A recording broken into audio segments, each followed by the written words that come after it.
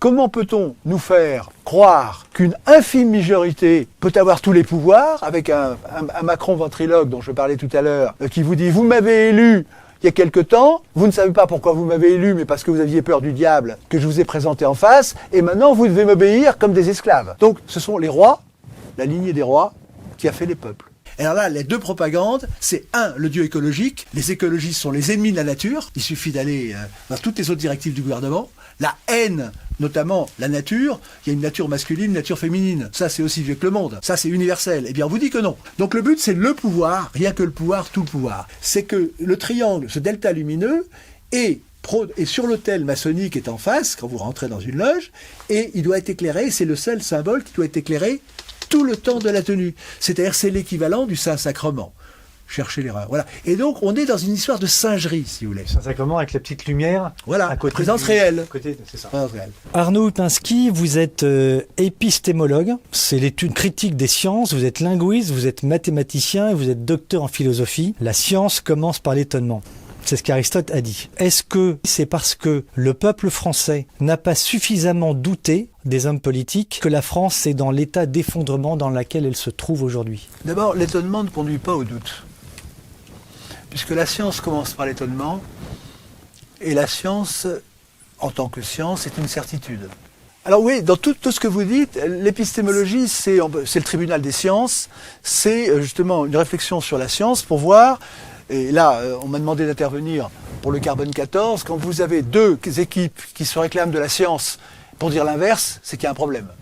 Donc il faut un juge, il faut un arbitrage, c'est l'épistémologie qui dit là c'était scientifique, là ça ne l'était pas. Bon. Alors revenons à ce que vous disiez.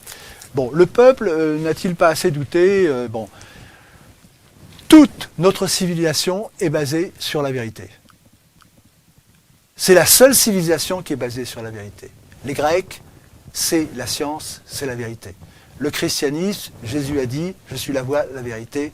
Et l'idéal du scientifique, c'est la vérité. L'idéal de l'écrivain, c'est la quête de la vérité. Et j'allais dire, l'idéal du journalisme, que vous représentez, eh bien, a été formulé dans la charte de Munich qui est violée en permanence, c'est que le principe, c'est la vérité. Donc nous recherchons la vérité. Alors effectivement, pour abonder quand même dans votre sens, il faut douter de soi. Il faut avoir le doute, c'est une méthode, je peux me tromper, comment est-ce que j'ai la preuve? Donc on cherche la preuve, mais le but c'est la certitude. Et le moyen, c'est évidemment la modestie, la prudence, etc. Alors le peuple, qu'est-ce que le peuple? Tout le monde parle du peuple français, mais il suffit de regarder la construction de la France. Au début c'était l'Île-de-France. Qu'est-ce que c'est le peuple français? L'Île-de-France, quand vous aviez le rattachement par exemple de l'Alsace, qui était la cause d'une certaine guerre, donc, ce sont les rois, la lignée des rois, qui a fait les peuples. Et donc, ce qu'on appelle peuple français, ça a été, justement, alors on peut dire, ça a été on peut dire une œuvre, un chef-d'œuvre, mais qui a plusieurs étages. Il y a le religieux, il y a le politique, si vous voulez, et puis il y a le biologique, c'était les peuples français. Donc, c'est une construction. Alors, quand on dit le peuple, quand vous êtes trois dans une pièce, vous n'arrivez pas à vous mettre d'accord. Et donc, le contrat social de Rousseau qui vous dit qu'il y a une volonté générale, alors évidemment, le but, c'est évidemment de faire pièce au roi. C'est-à-dire, il y a la nation d'un côté, le roi de l'autre, donc le roi ne peut pas se détacher de la nation, c'est ce qu'a dit Louis XVI. Alors, doutez. Le peuple, si vous prenez le terme, si on prend la population en général, puisque dans les frontières de la France, il y a un peuple, si on appelle peuple les gens qui sont à l'intérieur, pourquoi pas? Il y a quand même certains consensus. Je prends par exemple l'immigration, qui est un sujet à la mode, avec l'affaire Naël notamment. Eh bien, il n'y a pas de doute. Personne n'en veut. Vous voyez? Quand vous dites personne, on va vous dire c'est pas vrai, il y a une partie des Français qui en veulent. Donc personne. Puisque nous sommes dans un régime démocratique, c'est la majorité qui compte. Quand vous n'êtes pas la majorité, vous n'êtes personne, justement. C'est ce qu'on vous répète à longueur de journée. Macron vous dit, vous n'êtes personne, puisque j'ai une majorité relative. Ça, c'est génial. Hein, majorité relative. Donc, justement, c'est tout le problème de cette idéologie qui se prétend démocratique et qui ne l'est pas, mais qui est un système mathématique, c'est un système d'exclusion. C'est ce que j'ai bien dit d'ailleurs dans ce livre. Je montre bien que la représentativité de Macron n'a jamais dépassé, ni son parti, 20%. Comment peut-on nous faire croire qu'une infime majorité peut avoir tous les pouvoirs, avec un Macron ventriloque dont je parlais tout à l'heure, qui vous dit « vous m'avez élu il y a quelque temps, vous ne savez pas pourquoi vous m'avez élu, mais parce que vous aviez peur du diable que je vous ai présenté en face, et maintenant vous devez m'obéir comme des esclaves ». Donc c'est une mise en esclavage. Alors si on parle de doute, alors le peuple, la question c'est que le peuple, faut-il encore qu'il s'exprime? Il n'a jamais la parole. J'ai cité l'immigration. S'il y a un consensus en France, c'est que plus personne ne veut de l'immigration, sauf ceux qui sont salariés, payés, rétribués, etc. Parce que quand quelqu'un vous dit une absurdité, comme j'entendais récemment que Robespierre était défendable, il faut regarder dans son compte en banque la raison pour laquelle il dit une telle contre-vérité. Mais oui, parce que ce sont des gens, ce sont des mercenaires. Vous avez des médias mercenaires. Bon, vous avez des hommes politiques mercenaires. Bon, donc tout ça, c'est une question, enfin, il y a d'autres éléments à prendre en compte, mais c'est une question d'argent. Quand quelqu'un vous ment effrontément, c'est qu'il a intérêt. Parce que tout le monde sait où est la vérité. D'ailleurs, les menteurs que nous avons dans les médias mentent extrêmement bien. C'est un petit peu comme un aveugle, quelqu'un qui dit « je suis aveugle » et qui se promène dans la forêt et il ne rencontre aucun arbre. Est-ce que vous pensez que la plus grande majorité des journalistes qui travaillent dans les médias que l'on connaît mentent, savent qu'ils mentent ou mentent involontairement? Ils savent qu'ils mentent et ils mentent bien. Ce sont des professionnels. Ils ne se trompent jamais dans le mensonge. Là, vous ne faites aucune exclusion. Aucune exclusion. Aucune. Écoutez, bon, je pensais à un membre d'un parti, je ferai un exemple que j'ai en tête, je ne vais pas donner des noms. Bon, un homme politique, un député français, qui rencontre une journaliste, c'était un Serbe. Il se trouve que c'était un Serbe, il parlait de l'affaire de la Serbie, ce qui s'était passé. Eh bien, hors plateau, ils sont tout à fait d'accord. Et au moment de passer sur le plateau, c'était une femme, je trouve que c'est une femme, la journaliste lui dit, écoutez, d'accord, mais maintenant on passe sur le plateau, nous dirons l'inverse. J'ai assez d'expérience à tous les niveaux dans la politique, tous les niveaux, pour savoir que nous sommes dans un système extrêmement précis. Nous sommes dans un système de mensonges mathématiques. Bon, on parle des éléments de langage de McKinsey. Tout ça, la cuisine est faite en amont. Les esclaves doivent répéter. Bon, et quand vous faites profession intellectuelle, profession d'intelligence, eh bien, vous savez comment les choses se font, vous savez où sont les pièges. Vous savez, parce que, si vous voulez, il y a un système qui est extraordinaire. Alors, je vais aller un petit peu dans un sens pour vous faire plaisir, peut-être, c'est comme la cigarette. Celui qui fume sa première cigarette sait que c'est mauvais pour les poumons. Et au bout d'un certain temps, on s'habitue au mensonge. Vous voyez ce que je veux dire? Et ça, c'est une figure des théologies. Comme on s'habitue à la cigarette. Oui, en théologie, on vous dit, le premier châtiment, c'est l'obscurcissement. C'est-à-dire que quand vous commencez à mentir, vous savez que vous mentez. Et puis après, ça devient un réflexe. C'est la théologie chrétienne qui nous dit ça? Oui. Donc c'est terrible. Parce que justement, en théologie, puisque vous savez qu'en théologie, il y a l'enfer et le paradis. Bon, eh bien, quand vous commencez justement à rentrer dans le mal, eh bien, alors vous pouvez trouver une jubilation aussi, parce qu'il y a ceux qui changent de jubilation. Je vais vous raconter aussi après, c'est partout. Moi, mon principe, c'est que tout le monde sait la vérité. Alors, peut-être pas toute la vérité, mais l'entrée de la vérité. Heureusement d'ailleurs, parce que si nous n'avions pas des organes qui nous permettent de savoir la vérité, eh bien, nous rentrerions dans le premier camion qui est en face. Donc nous savons quel est le code de la route. Mais on peut s'habituer à mentir et ne plus savoir appeler après quelle est la vérité.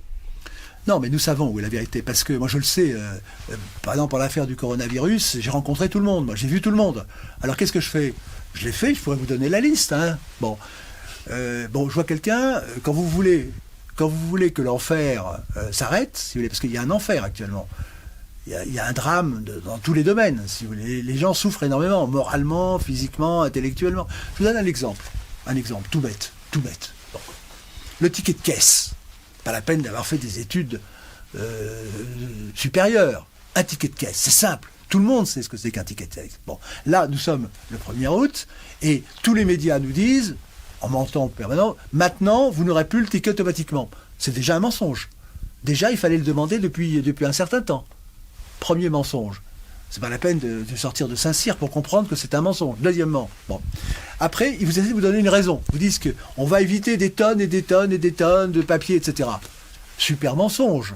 Je faisais mes coursières, le ticket c'était rien du tout, et dans mes paquets, okay, vous aviez une tonne d'emballages. Pourquoi est-ce qu'on ne supprime pas les emballages, par exemple? Bon, deuxièmement. Après, donc on vous dit que c'est une économie, etc. Donc c'est le matraquage, c'est on vous met dans l'entonnoir, toute la presse vous dit maintenant, attention, obéissez, attention si vous demandez un ticket, puis on a même dit que c'était polluant. C'est-à-dire qu'on nous apprend que le ticket c'est mauvais pour la caissière. Attention. Donc si vous voulez, c'est toujours cette idée, quoi qu'il en coûte, vous devez nous obéir. Et alors là, les deux propagandes, c'est le dieu écologique, qui est l'ennemi, je le dis pour ceux qui m'écoutent, les écologistes sont les ennemis de la nature. Il suffit d'aller dans toutes les autres directives du gouvernement. La haine, notamment la nature, il y a une nature masculine, une nature féminine. Ça, c'est aussi vieux que le monde. Ça, c'est universel. Eh bien, on vous dit que non. Bon, donc le même gouvernement vous dit il faut quand même respecter certaines choses et vous dit l'inverse. Bon, on ne peut pas séduire. Ce sont les ennemis de la nature. Donc, premièrement, obéissez à l'écologie, c'est la nouvelle religion. Je vous rappelle que le pape a parlé de la conversion écologique. C'est quand même pas mal, ça. Hein. Dans le décalogue, il faut rajouter quelque chose. Bon, la conversion écologique, ça vaut son pesant de cacahuètes. Donc, c'est le nouveau Dieu qu'il faut adorer. Bon, et puis, il y a le Dieu numérique. J'ai annoncé, effectivement, les mathématiques, voilà l'ennemi en 1982, au moment de la guerre des Malouines. Notre ennemi, c'est actuellement les mathématiques, c'est le numérique. Et on veut nous faire passer au numérique. Donc on vous culpabilise rien que sur le petit ticket. On parle de la vérité, là. Tout journaliste sait que c'est un mensonge. Et ils le font. Donc c'est le courant de 31. Je vous donne un exemple. Alors, si vous voulez, il y a plusieurs pervers. Il y a celui qui dit, prenez les EHPAD. Vous prenez le Rivotril. La personne ne peut contester. Le Rivotril, Olivier Véran savait très bien que c'était une contre-indication quand il y a un problème respiratoire. On dit que maintenant, il y a une autorisation de Rivotril. Quand vous avez une infirmière ou un personnel de santé qui va administrer le Rivotril, je voudrais rencontrer des choses très très très précises, parce qu'il faut suivre dans le détail. Vous avez le médecin, par exemple, le médecin qui dit donner du Rivotril si nécessaire. Vous voyez, là le mensonge est précis. Pourquoi est-ce qu'il dit si nécessaire ? Parce qu'il veut se protéger. Il sait qu'il va assassiner quelqu'un, mais lui suggère d'assassiner, mais peut dire, attendez, j'ai dit si nécessaire. Donc lui, le médecin, ne peut pas dire si c'est nécessaire alors que c'est sa mission, alors que la pauvre infirmière va, elle, prendre la responsabilité. Mais après, il y a le relais du mensonge. C'est la chaîne du mensonge. Le médecin, il commence à tricher, hein ? Il commence à tricher, mais il prend ses précautions dans le langage. Après, vous avez l'infirmière qui arrive et voit si nécessaire. Elle peut se dire, bon, cette personne me gêne ou non, et puis elle peut décider, sur des cas très précis, hein, c'est des choses, il y a des noms derrière ce que je dis. Eh bien, il y a là le premier infirmière qui dit, bon, tant que je vais donner son Rivotril, comme ça va m'arranger, parce que comme ça, la personne va décéder rapidement. Parce qu'après, il faut s'occuper quand quelqu'un est mort. C'est ou une personne qui s'en occupe ou la suivante. Il faut comprendre la chaîne, si vous voulez, la chaîne sociale. Et elle commence à le faire. Et puis une autre infirmière a dit, attention, si tu le fais, tu l'assassines. Ah, du coup, c'est embêtant, ça devient clair. Donc du coup, la conscience est réveillée, alors qu'elle savait très bien qu'elle allait tuer. Et finalement, elle ne le fait pas. Et bien, qu'est-ce qui s'est passé ? C'est que la personne est toujours en vie. Là, je prends un exemple. Le ticket vous permet de voir la chaîne de mensonges. La chaîne de mensonges absolue, mercenaire, comme à la Révolution. Les gens croient que c'est le peuple français qui a fait la Révolution. C'est pas le cas du tout. Vous croyez que de couper la tête du gouverneur de la Bastille, c'est n'importe quel Français qui va faire ça ? Non. C'était un apprenti, c'était un boucher. Parce que ce sont des professionnels. Les massacres de septembre, qui sont à l'origine du complotisme dont nous pourrions parler, mais ils étaient payés. On sait combien ils étaient payés. Et de tous les gens qui vous racontent que la Révolution, c'est le peuple, ils savent très bien que c'est pas le peuple qui l'a fait. Puisque le peuple français ne parlait pas français. Puisque le français, c'est la langue du roi. Il y avait les patois. Et on sait très bien, quand on est historien, que la Convention avait des problèmes parce que le peuple français ne parlait pas. Et quand vous étudiez un grammairien comme Bruno, le grammairien, ils vous disent que le mot liberté n'a aucun sens en patois. Parce qu'il n'y a pas la liberté en général. C'est la liberté d'atteler, c'est la liberté de semer, c'est la liberté de...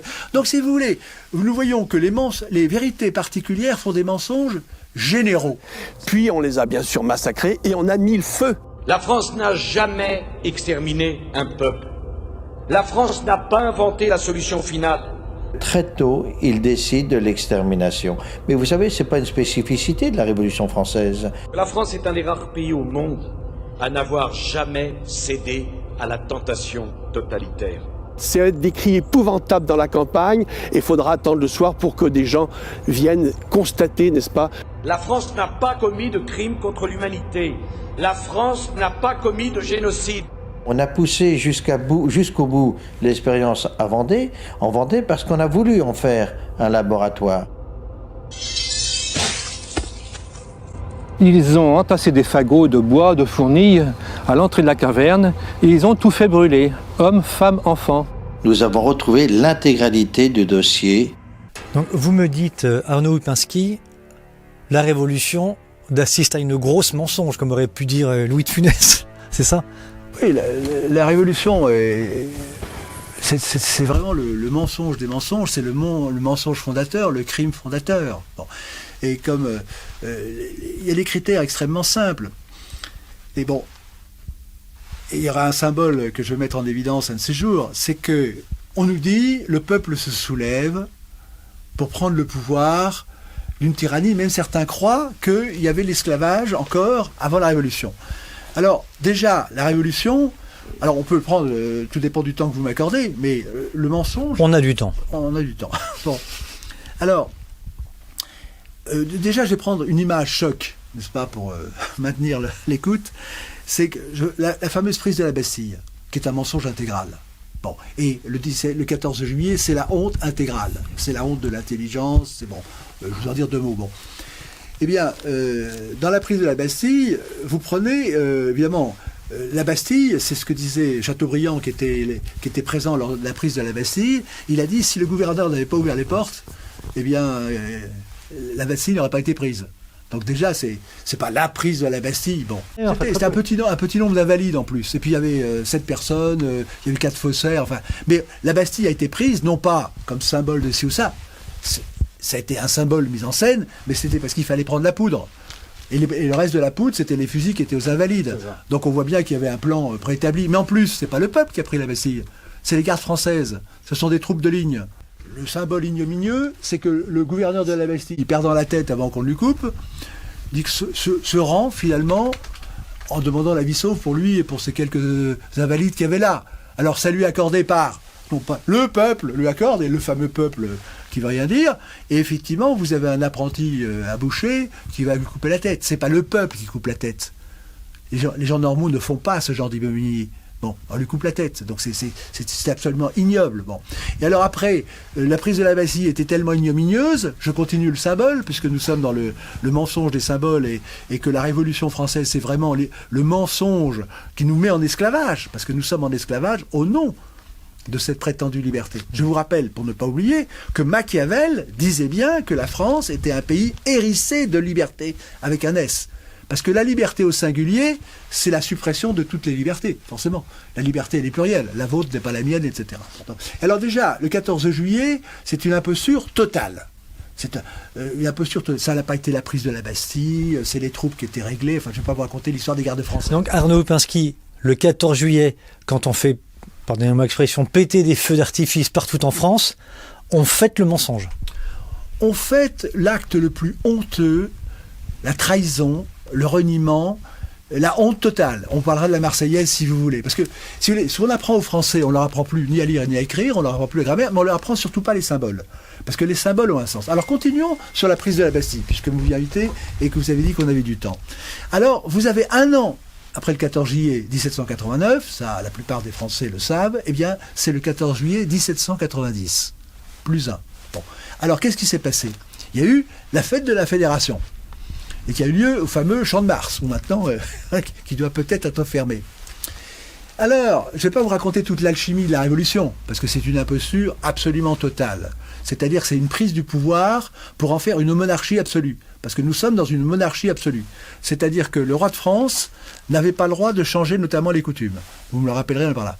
Donc le roi de France avait infiniment moins de pouvoir que Macron et tous les gens qui sont derrière lui, les lobbies et compagnie. Bon. Alors après, donc il y a une construction symbolique à la Révolution. C'est ça qu'il faut bien comprendre. Il y a le roi, il y a le peuple, il y a le soulèvement, il y a la liberté, l'égalité, la fraternité, ou la mort. N'oublions jamais, ou la mort, écrit sur la mairie de Paris. 90. Et là, il faut continuer l'imposture, c'est-à-dire que le but des gens qui se cachent derrière la Révolution, je dis bien qui se cachent derrière la Révolution, ils ne sont toujours pas connus. Bon, il y a le club breton, enfin pour en parler, il y a une filiation avec les imbéciles heureux aussi, hein, les idiots utiles, qui seront tous guillotinés, parce qu'on ne nous explique pas, c'est dans une guerre normale, il y a deux camps. et puis il y a un camp qui attaque l'autre. Mais quand vous avez le camp qui s'autodivorce, parce que tous les révolutionnaires sont tués les uns après les autres, je vous raconterai comment Robespierre a eu la peau de Babeuf, etc. C'est connu tout ça. Comment est-ce qu'on va couper la tête Mais ils y passent tous. Et ils sont où maintenant? À la place de la Concorde. Il n'y a aucun monument qui commerce, parce qu'ils sont tous passés. Hein. Vous avez évidemment Louis XVI qui ouvre la Bastille, mais après vous avez Robespierre, Fabre d'Églantine, etc. Comment expliquer que des gens vertueux comme ça se sont autodétruits? Parce que normalement, s'il y a un mauvais camp, il y a un bon camp. Il n'y a pas de bon camp. Ils se dévorent. Il y a une mécanique au service de l'Angleterre. Parce qu'on oublie l'Angleterre qui est derrière. Avec Pitt, ses déclarations. Donc c'est une couillonnade, comme on dit dans le Midi, la Révolution, extraordinaire. Bon. Alors, je continue sur le symbole du 14 juillet. Et qui marche depuis 2 siècles et demi. Oui, qui marche. Mais qui marche avec, justement, la fameuse presse dont vous parlez. Ce qu'on appelait les écrivains mercenaires. La presse mercenaire, c'est ce qu'on disait à la fin du 19e siècle. Il est connu qu'il y a des écrivains qui sont mercenaires. C'est-à-dire que ceux qui disent la vérité, comme moi, ça leur coûte, si je peux dire, mais ceux qui mentent, ça leur rapporte. Alors, c'est ce qu'on appelle, ce que Macron et les autres appellent la balance risque-bénéfice. Vous voyez? Qu'est-ce que je risque en mentant? Qu'est-ce que ça rapporte? Alors, quand vous mentez en bande organisée, ça rapporte. Alors, je continue le 14 juillet. Le 14 juillet, l'année suivante, donc le but, je vous répète, c'est de prendre le pouvoir pour en faire un pouvoir absolu actuellement.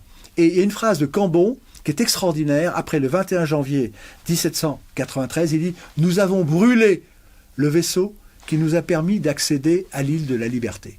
C'est-à-dire que le vaisseau, c'était Louis XVI. C'est-à-dire que Louis XVI a servi, le pouvoir de Louis XVI a servi pour désarmer la France et pour transmettre les clés du pouvoir, c'est-à-dire l'armée, l'administration, les finances, etc., à une bande d'assassins et de menteurs professionnels au service, finalement, du système anglais dont nous pourrons parler. Alors, le 14 juillet... Étienne Chouard dit « Ce sont les marchands qui ont pris le pouvoir ». Oui, mais enfin, non, c'est pas vrai. Mais les marchands ne prennent pas le pouvoir. Étienne Chouard, il est gentil, mais lui, il croit qu'en étant dans un train, excusez-moi, bon, il croit qu'en étant dans un train, n'importe qui peut faire une constitution. Il n'a pas compris qu'une constitution, ce n'est pas écrit. Alors, il pense évidemment à la Suisse. Je rappelle que la Suisse faisait partie de l'Empire français. Il suffit d'aller à l'ambassade de Suisse pour voir le superbe tableau avec Louis XIV, le pacte d'alliance. Le roi de France, justement, était l'arbitre, si vous voulez. Et la mère des démocraties modernes, qui est l'Angleterre, elle n'a pas de constitution écrite. C'est comme vous avez une constitution. Quand vous allez voir le médecin, il vous dit vous avez une très bonne constitution. Mais il ne vous demande pas de l'écrire. Parce que justement, le génie de la constitution anglaise, c'est de ne pas être écrit. Mais d'avoir des éléments et d'avoir l'art de l'intelligence de ceux qui dirigent, d'utiliser la partie où il faut dans la Constitution. Vous voyez? Donc, Étienne Chouard, le problème d'Étienne Chouard, si vous voulez, c'est qu'il ne sait pas faire la différence entre la verticale et l'horizontale. Et il croit que l'horizontale, ça fait une verticale. Les mathématiques élémentaires montrent qu'il faut. Alors, je continue sur le 14 juillet. Alors, les révolutionnaires, évidemment, sont en train de détruire toute la constitution de la France pour établir une dictature absolue qui est rapportée dans un seul point. Et là, on pourrait parler du centre de gravité, parce que, disons que la volonté générale est pensée comme un centre de gravité avec un vecteur qui donne le mouvement. C'est ce qui est vendu dans le contrat social qui est illisible. Bon, mais c'est ça qu'il faut comprendre, c'est que à l'époque de d'Alembert, le concept de centre de gravité, c'est-à-dire que dans un objet, on peut tout concentrer sur un point qui s'appelle centre de gravité, arrive à maturité. Et il va être traduit en termes politiques dans le contrat social de Rousseau. Quand on lit, si on ne sait pas ce que c'est qu'un centre de gravité, on n'y comprend rien. Bon. Alors je continue. Donc le but, c'est le pouvoir, rien que le pouvoir, tout le pouvoir. Et les marchands n'ont évidemment pas pris le pouvoir. Je vous rappelle que Robespierre n'était pas marchand, Danton n'était pas marchand, le duc d'Orléans, qui était le grand maître de la franc-maçonnerie, n'était pas marchand, etc. C'est de la rigolade. Bon, non, mais alors, sauf si on considère que l'Angleterre sont des marchands.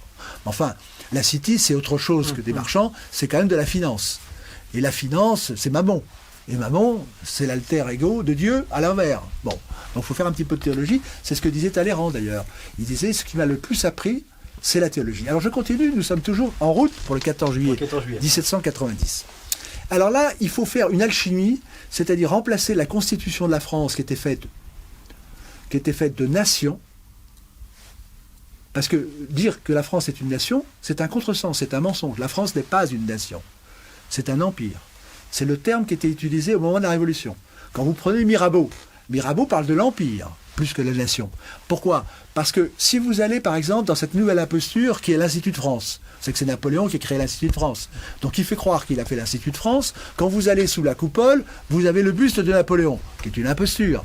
Parce que ce qu'a fait Napoléon, c'est la manipulation. Il a rassemblé dans un institut les académies qui dataient notamment de Louis XIV, à partir notamment l'Académie française de Louis XIII. L'Institut de France, c'est le collège des 4 nations, créé par Mazarin. Or, les 4 nations, c'était le nom qui était donné aux provinces, on peut appeler ça province, mais c'était des nations qui avaient été rattachées par Louis XIV à la France. Vous avez l'Artois, l'Alsace, et puis vous avez le Roussillon. Donc on appelait bien, parce qu'il faut suivre les mots. Le grand secret, je vous demande aux éditeurs de comprendre, tout est dans les mots. La clé, c'est dans les mots. Nous sommes dirigés par les phrases et par les mots, et quand on veut changer un peuple, on change les mots. Confucius a dit des choses intéressantes. Donc en changeant le mot mariage, on a détruit la société.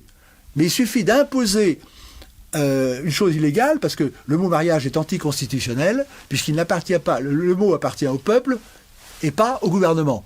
La loi Taubira est une atteinte à la Constitution. Je l'ai dit, j'avais suivi, mais les lâches n'ont pas suivi. C'est là que tous les menteurs suivent. Ils se disent quel est mon intérêt à dire la vérité. Hein, j'ai entendu ça. Oui, quel est l'intérêt? Bon, alors on revient. Donc la France était un empire, le roi était l'empereur, si vous voulez, c'est les termes, et les peuples avaient un degré d'indépendance. On est sur le thème, 2 thèmes, 14 juillet et le mensonge de la Révolution. Alors, l'idée, c'est que vous aviez des peuples qui étaient libres. C'est-à-dire que vous prenez, par exemple, je crois que vous avez des relations avec la Bretagne, si vous allez au Parlement de Bretagne, vous voyez qu'il y a une inscription, il y a une réunion, et qui dit « nous garderons la Constitution de Bretagne ». Bon. Mais la petite astuce mathématique, c'est que quand vous faites voter tout le monde, celui qui décide, c'est pas chacun, c'est celui qui fait voter. Donc, si vous voulez, toute la destruction des constitutions, que ça soit en Provence, Mirabeau et les autres, il fallait garder la constitution de Provence. Mais quand vous faites voter tout le monde, et je vais vous dire comment, par un artifice encore un mensonge de plus, eh bien plus personne n'est libre, puisque c'est la majorité qui décide. Donc toutes les minorités sont en minorité, mais qu'est-ce que la majorité? C'est ce que disait Coluche, c'est un ensemble de minorités mis bout à bout. Donc c'est une construction mathématique. Et c'est très très malin tout ça. Et vous parliez tout à l'heure le doute, mais les Français, évidemment, sont éduqués dès l'enfance à ne pas douter de ce dogme, liberté, égalité, fraternité, choucroute, etc. Pas douter de la hiérarchie de manière générale, du d'ailleurs, système. Qu'elle soit spirituelle ou politique. On les a aliénés à eux-mêmes pour se projeter dans un mot, le peuple. Alors, ce qui compte, c'est le pays de Serre, le pays gallo, le pays d'Arrée, etc. C'est ça, la vérité. Je vous cite le Cheval d'Orgueil que vous avez certainement lu. Et là, vous voyez ce que c'est qu'un peuple précis, enraciné dans sa famille, dans ses traditions, dans ses costumes, etc. Donc là, on va arriver quand même, parce que c'est le but, au 14 juillet 1790, il fallait faire rentrer les Français dans d'autres cases. Eux, les vraies cases, c'était les cases de leur pays. Je vous rappelle qu'il y a peu de temps encore, le voisin du village d'à côté, c'était l'étranger. Donc ils vivaient, ils étaient enracinés dans leur village, dans leur pays, je pense au pays de Serre en particulier, dans leurs coutumes, dans l'habitat. Et là, il fallait faire éclater tout ça. Donc il fallait changer les noms, c'est-à-dire de Confucius et d'autres. C'est-à-dire que maintenant, Loir-et-Cher, quels sont les habitants du Loir-et-Cher? Il n'y a pas de mot. C'est comme les États-Unis, il n'y a pas de nom pour les États-Unis. Parce que c'est pas un peuple, c'est rien du tout, c'est un nom. C'est un espace. Alors ils ont pris les noms de fleuves qui ont remplacé les noms de peuples. Par exemple, le Poitou, c'était les Pictons. Donc derrière tous les peuples qu'il y avait la France, il y avait des peuples. Et qu'est-ce qu'il y a de commun entre un Alsacien, par exemple, un Alsacien et un Provençal? C'était le roi. C'est-à-dire que quand vous voyez les structures d'identité d'autrefois, eh bien, vous étiez d'abord de votre village, puis après de votre pays, et puis après de votre province, et puis après vous étiez... Alors, il y a l'identité religieuse et du royaume de France. Donc, vous remarquerez quand même que la France qui s'est faite par des mariages, par aussi il y a eu quelques conflits, je pense au traité des Pyrénées, enfin on pourra en parler, mais il n'y a jamais eu de mouvement de libération nationale. Quand vous avez la Franche-Comté qui faisait partie du corps de l'Empire, du Saint-Empire romain, qui est rattaché à la France, mais il n'y a eu pas de mouvement populaire. Je vais vous poser la question. Pourquoi? Je ne sais pas, quelle est la réponse? Eh bien elle est très simple. C'est que les peuples autrefois étaient libres. C'est-à-dire que la liberté, c'est la liberté de s'habiller de certaine manière, de fêter ensemble, d'avoir toutes ces coutumes ensemble. Et donc ils étaient libres, ils étaient eux-mêmes. Il n'y avait pas un pouvoir jacobin, centraliste, etc.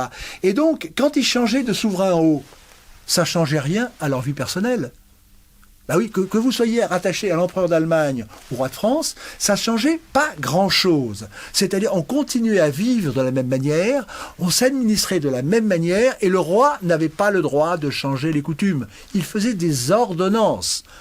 Pour faire des lois, toute cette bande je n'ose pas dire de nom, d'ignorants, de menteurs, de trafiquants, qui changent les lois pour vous obliger à un moment donné, vous n'avez même plus le droit de vous soigner vous-même, il faut se prendre pour Dieu. Donc ce n'est même pas une dictature, c'est bien au-delà, on a dépassé. Donc, si vous voulez, le système,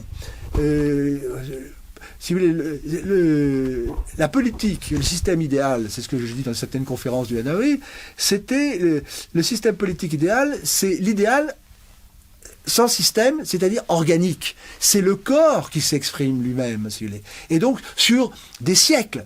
Et donc, il n'y a pas eu de mouvement d'insurrection populaire, justement. C'est l'inverse de ce qu'on nous raconte, la blague qu'on nous raconte à la Révolution, qui était une révolution politique. C'est pas du tout les commerçants. Et idéologique, avec l'Angleterre derrière, c'est l'empire démocratique anglo-saxon qui se répandait. Ventriloque, en disant « Vous êtes libre, donc vous allez m'obéir ».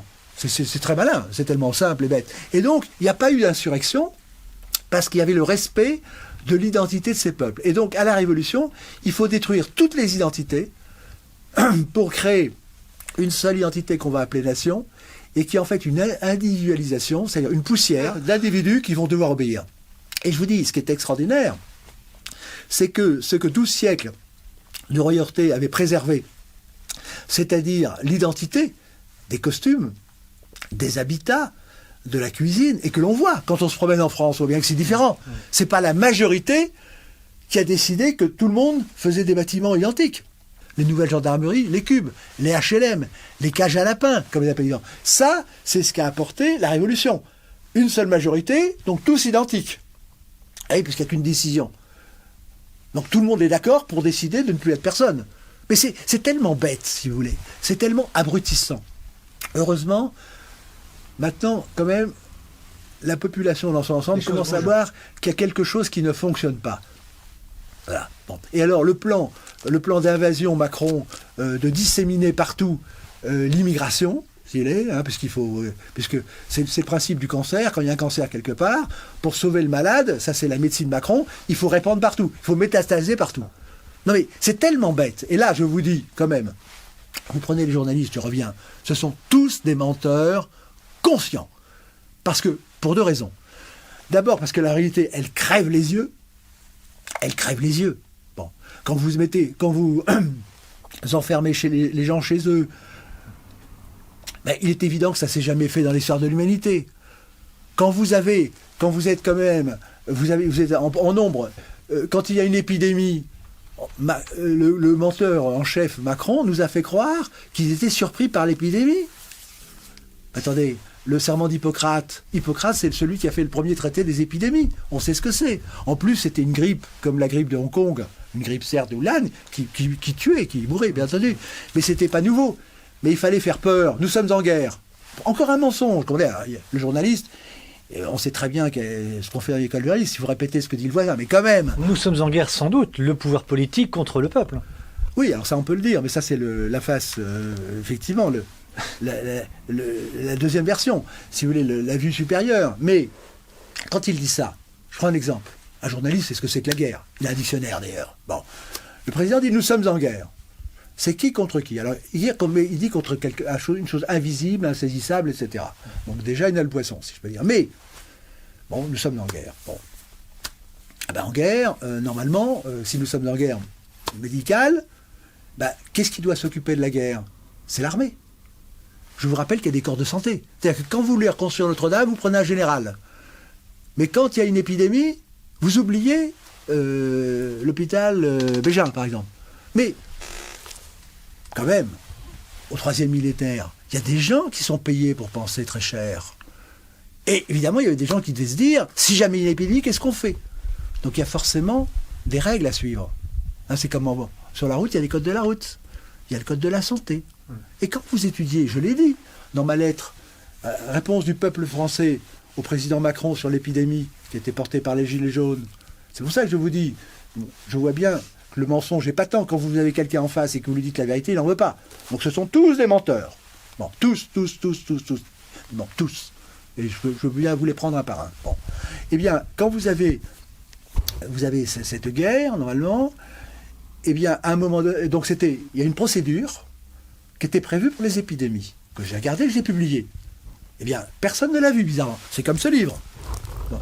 Le livre le plus censuré est le seul qui traite la question clé de la phrase de Macron. Macron dit « La politique, c'est un style, c'est une magie ». Aucun journaliste n'a posé la question à Macron. « Monsieur le Président, nous vous respectons ». Que veut dire cette phrase ? Personne. Donc en fait, il y a menteur. De même que personne ne l'a relancé, en France en tout cas, lorsqu'il a dit que la bête de l'événement arrive et elle est là. Je crois que notre génération doit savoir que la bête de l'événement est là. Et elle arrive. Quelle est cette bête ? Oui, mais alors, bon, là, il y a tout ça, et là, on rentre dans des domaines compliqués, mais quand vous avez des gens qui ne savent même plus que c'est que 2 + 2 = 4, il ne faut pas leur demander ce que c'est qu'une bête. Parce que la bête de l'Apocalypse, la bête de ci, etc. Donc, c'est le problème de... J'allais dire, ceux qui se qualifieraient eux-mêmes de complotistes, c'est qu'ils vont chercher très loin des choses dont on peut discuter, certes, mais qui demandent beaucoup de savoir, alors que les évidences, ils ne veulent pas les voir. Moi, ma politique, c'est de rester sur les évidences. Comme le ticket. Je prends un ticket, par exemple, si je veux vous montrer que la mer est salée, il me suffit d'une cuillère à soupe. Pas besoin d'aller plus. Il y en a qui veulent faire des expériences randomisées. Il faut 15 océans pour voir... Bon, voilà. On est là, c'est-à-dire qu'on voit le poisson, c'est qu'elle le dire. Bon. Alors je reviens sur la guerre. Il faut prendre une seule chose et aller jusqu'au bout. Il faut tester, tracer, isoler, identifier et éliminer. La guerre, bon, vous savez ce que c'est comme journaliste, c'est ce qu'on appelle un champ sémantique. Dès que vous parlez de la guerre, vous êtes dans un champ sémantique. Bon, quel genre de guerre ? Mettons, une guerre médicinale, contre une épidémie. Bon, mettons. Mais donc il fallait faire appel à l'armée. Il y a une procédure. La procédure, elle est à l'hôpital Bégin. D'accord ? L'hôpital des armées. Vous la lisez. Je vous passe savoir. Il y avait 2 principes. 1, s'il y a une épidémie, fermez les frontières. Et Macron a fait un bras d'honneur. Donc il a violé la loi. Et là, ça pose la question, qui est chargé de l'application de la loi en France ? Nous y reviendrons. Deuxièmement, mettre en première ligne les médecins généralistes. Quand vous avez un subordonné comme Macron, parce que je vous rappelle que c'est un subordonné, c'est notre serviteur, c'est nous le souverain. D'accord ? Et quand vous avez c'est nous qui payons. Non, c'est pas que nous payons, c'est-à-dire qu'au titre de la Constitution, nous sommes souverains, le peuple souverain. C'est pas moi qui le dis, c'est eux. Bon. Donc, comme Macron, qui fait le malin, qui fait le roi, etc., c'est un exécutant, il doit exécuter la procédure. Et s'il n'est pas capable de le faire, il doit dire pourquoi il ne l'applique pas. Mais là, non seulement il ne l'a pas dit, mais il a fait un bras d'honneur. Il s'est moqué. Vous voyez ce que je veux dire ? Il aurait pu dire, français, etc., c'est ce qu'il devait faire. Je suis chargé évidemment d'appliquer les règles, etc. Il y a une procédure qui est prévue. C'est pas la première fois dans l'histoire du monde qu'il y a une épidémie. Nous savons ce que c'est, etc., etc. Il a dit l'inverse. Et il devait dire, je ne peux pas fermer les frontières, mais je vous rappelle que quand vous avez le premier transport aérien qui est arrivé dans la fameuse base militaire au nord de Paris, eh bien, les personnes n'ont pas été isolées. Et là, c'est parti en particulier. Donc, je ne dis pas qu'on pouvait fermer les frontières au sens naïf, mettre des cadenas partout, mais il y avait des mesures à prendre. Il ne les a pas prises parce qu'il fallait faire flamber l'épidémie. C'était le but. Et vous savez quelle est la preuve qu'il voulait faire flamber l'épidémie ? Eh bien, c'est qu'il disait aux gens de rester chez eux avec du paracétamol. Et tout le monde sait en médecine que ça permettait de cacher les... Et après, ça flambe. Donc le but, c'était de créer de belles images à la télévision avec des hôpitaux engorgés. Tout ça, ça a été fait, c'est mathématique. Alors je continue, si vous voulez. Deuxième chose, mettre les médecins généralistes en première ligne. Qu'est-ce qu'il a fait ? L'inverse. Il a dit que c'était les médecins hospitaliers, la première ligne. Et donc on voit, le mensonge est permanent, la duplicité est permanente, et si vous faites de l'ordonnancement matériel et intellectuel, vous arrivez au fait que c'est un plan criminel. Ça, c'est ce que l'intelligence conduit à découvrir. Mais Arnaud Lupinski, la question que l'on peut se poser, c'est à quelle fin ? Quand ils ont tous les pouvoirs, les hommes politiques qui dirigent ont tous les pouvoirs. Enfin, c'est quoi le but? C'est quoi la finalité de tout ça? Eh bien, vous êtes d'une fraîcheur qui vous honore. Hein, vous êtes comme l'enfant qui vient de naître. Bon. C'est-à-dire que là, d'abord, si vous regardez les réformes qu'il y a actuellement, notamment sur le chômage, etc., vous avez des parasites qui sont là. Il y a beaucoup de parasites. Il n'y a jamais assez de parasites. Je discutais justement avec une caissière hier, parce qu'il faut... Vous voyez, dans le mensonge, comment se fait-il que quand vous discutez avec une caissière, elle a tout compris, et quand vous écoutez le ministre, lui n'a rien compris? Cherchez l'erreur. Soit il le fait exprès, soit... Mais je vous dis, il ne peut pas. Le système s'écroulerait. Quand vous avez un système qui vit à l'envers du mensonge, il faut être extrêmement précis. Parce que si vous ne mentez pas exactement comme il faut, tout s'écroule. C'est pas si facile que ça de mentir. C'est pour ça que les grands bandits souvent se taisent. Mais là, ils parlent, les grands bandits. Bon, alors qu'est-ce qu'ils veulent? Il n'y en a jamais assez. C'est ce que me disait la caissière. Et ils me disaient, on veut toujours plus, on a toujours plus de contraintes, maintenant on va être verbalisé si on fait pas ça, etc. Donc il faut toujours plus de pouvoir. C'est ce que disait le président Giscard d'Estaing. Il disait, le goût du pouvoir, c'est le goût de l'abus du pouvoir. Et c'est là qu'on rentre dans ces malades qui nous gouvernent, notamment dans toute une littérature, ils en veulent toujours plus. Alors je vais vous citer quand même... Mais une oie gavée, elle explose, pardonnez-moi l'expression. Justement, la loi, c'est pas une loi, c'est un jeu de loi, c'est vrai. Mais je vais vous citer un exemple. La mère des démocraties, c'est l'Angleterre. Bon, moderne. Mais la sœur, c'est les États-Unis. Bon. Une chose qui crève les yeux, quand j'étais encore plus jeune que maintenant, parce que j'ai 20 ans, mais je ne dirai pas depuis combien de temps, hein, bon, c'est qu'on nous montrait des Indiens qui étaient présentés comme des sauvages, et avec des cow-boys qui les tiraient aux pigeons, puisque vous prenez le... Bon. Et évidemment, vous les voyez qui scalpaient, etc. Mais personne ne sait qu'en Californie, il y a un budget de plusieurs milliards, plusieurs millions, enfin, les qui avaient été votés pour scalper les femmes et les Indiens. Bon. C'est-à-dire que quand vous prenez le génocide indien, on peut employer le terme, eh bien, on vous parlait, j'écoutais encore ce matin, vous parlez de la démocratie en Amérique, c'est merveilleux, etc. Et vous avez une statue de la liberté sur un cimetière. C'est un génocide. Vous vous rendez compte?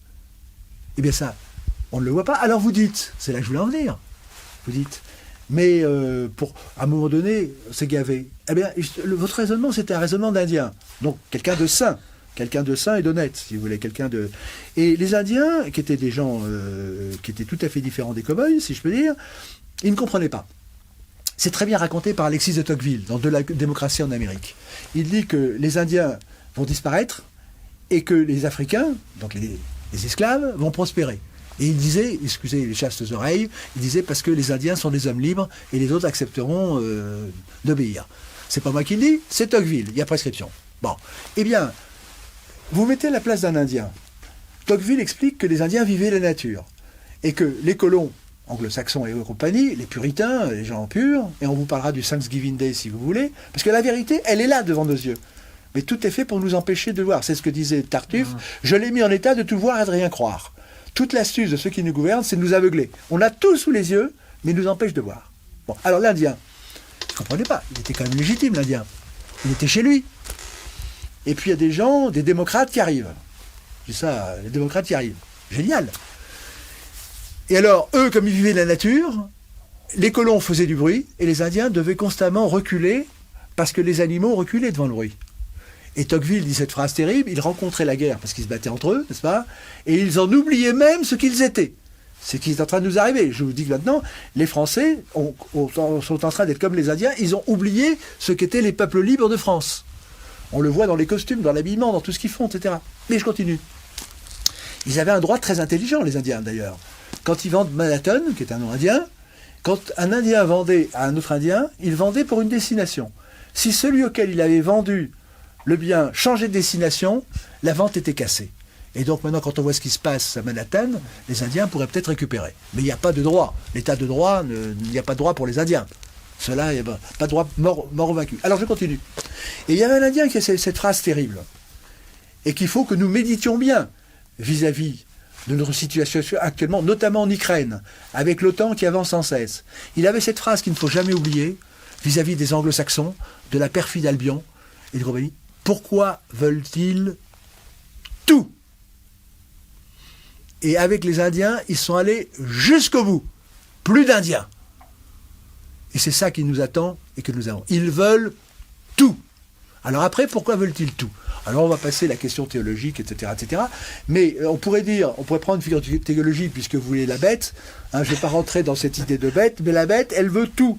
Parce qu'elle est habitée par le mal. Le pouvoir, il faut toujours plus de pouvoir. La perversion, il faut toujours plus de perversion. Le drogué, il veut toujours plus de drogue, etc. Ouais. Donc, on est dans un cycle dans un sorte de rouage qui peut ne pas s'arrêter. Mais qui ne peut pas s'arrêter. Qui ne peut pas s'arrêter. Si nous ne l'arrêtons pas. Alors, super désespérant ce que vous dites. Mais non, alors là ça dépend où on met son espérance. Parce que dans le cheval d'orgueil... Tu parles de la terre. Ah, déjà, vous élevez le débat. Dans le cheval d'orgueil, vous voyez que la religion, c'est tout. Maintenant, nous avons une fausse religion, ou une religion inversée, avec l'écologie, les chiffres, le progrès, etc. Il y a une très belle phrase de Baudelaire à ce sujet. Et donc, il faut prendre le courage de voir les choses en face. Déjà, la première chose, je vous l'ai dit tout à l'heure, nous sommes des zéros devant un pouvoir infini. Donc arrêtons de nous gargariser avec démocratie, souverain, les citoyens. Non, nous ne sommes rien et nous serons de moins en moins. Parce qu'avec le numérique et avec la chaîne que nous avons, parce que quand vous avez la révolutionnaire qui dit l'homme est né libre, mais on le voit dans les chaînes, mais maintenant avec la petite boîte que vous connaissez, avec les algorithmes, avec les injonctions qui viennent en permanence, nous serons de moins en moins. Parce qu'on dit vous respirez trop, c'est mauvais pour le carbone, etc. On peut tout mettre en chiffres maintenant. Et ça, c'est Macron. Macron, l'homme du numérique. Bon, l'assassinat numérique. Est-ce que vous pensez que le numérique est l'arme pour mettre en esclave la population? Je ne pense pas seulement, je l'ai prouvé, je l'ai dit, je l'ai affirmé. Et c'est à partir... Mon premier livre s'appelait 2 + 2 = 5, de nouvelles mathématiques pour une nouvelle société. Lorsqu'on m'a demandé comme je suis professeur de mathématiques, d'enseigner les prétendues mathématiques modernes, encore un mot faux. Un mensonge, il n'y a pas de mathématiques modernes. Et j'ai dit à mes élèves, j'écrirai un livre avec vos copies. Et ce livre, c'était 2 + 2 = 5, de nouvelles mathématiques pour une nouvelle société.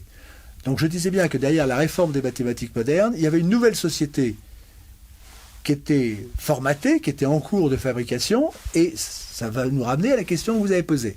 Est-ce que, finalement, c'est la destruction de l'homme, de la société, etc. Alors, quand j'ai vu arriver, non pas la guerre, mais si vous voulez, la guerre, effectivement, que Macron nous a déclarée à travers disons, que ce fameux coronavirus, j'ai bien vu que sa guerre, il l'a menée avec des chiffres. Tout était chiffré. Et j'ai vu que la manière de procéder, l'embrigadement, c'était annoncé par les maths modernes. Dans les maths modernes, qu'est-ce que c'était?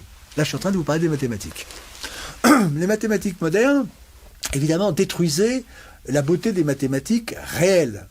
On vous mettait des diagrammes partout, les sphères étaient transformées en patates, les cubes étaient transformés en pavés, vous avez des trucs dans tous les sens, c'était des ensembles, machin, etc. Mais qu'est-ce qu'il fallait retenir derrière?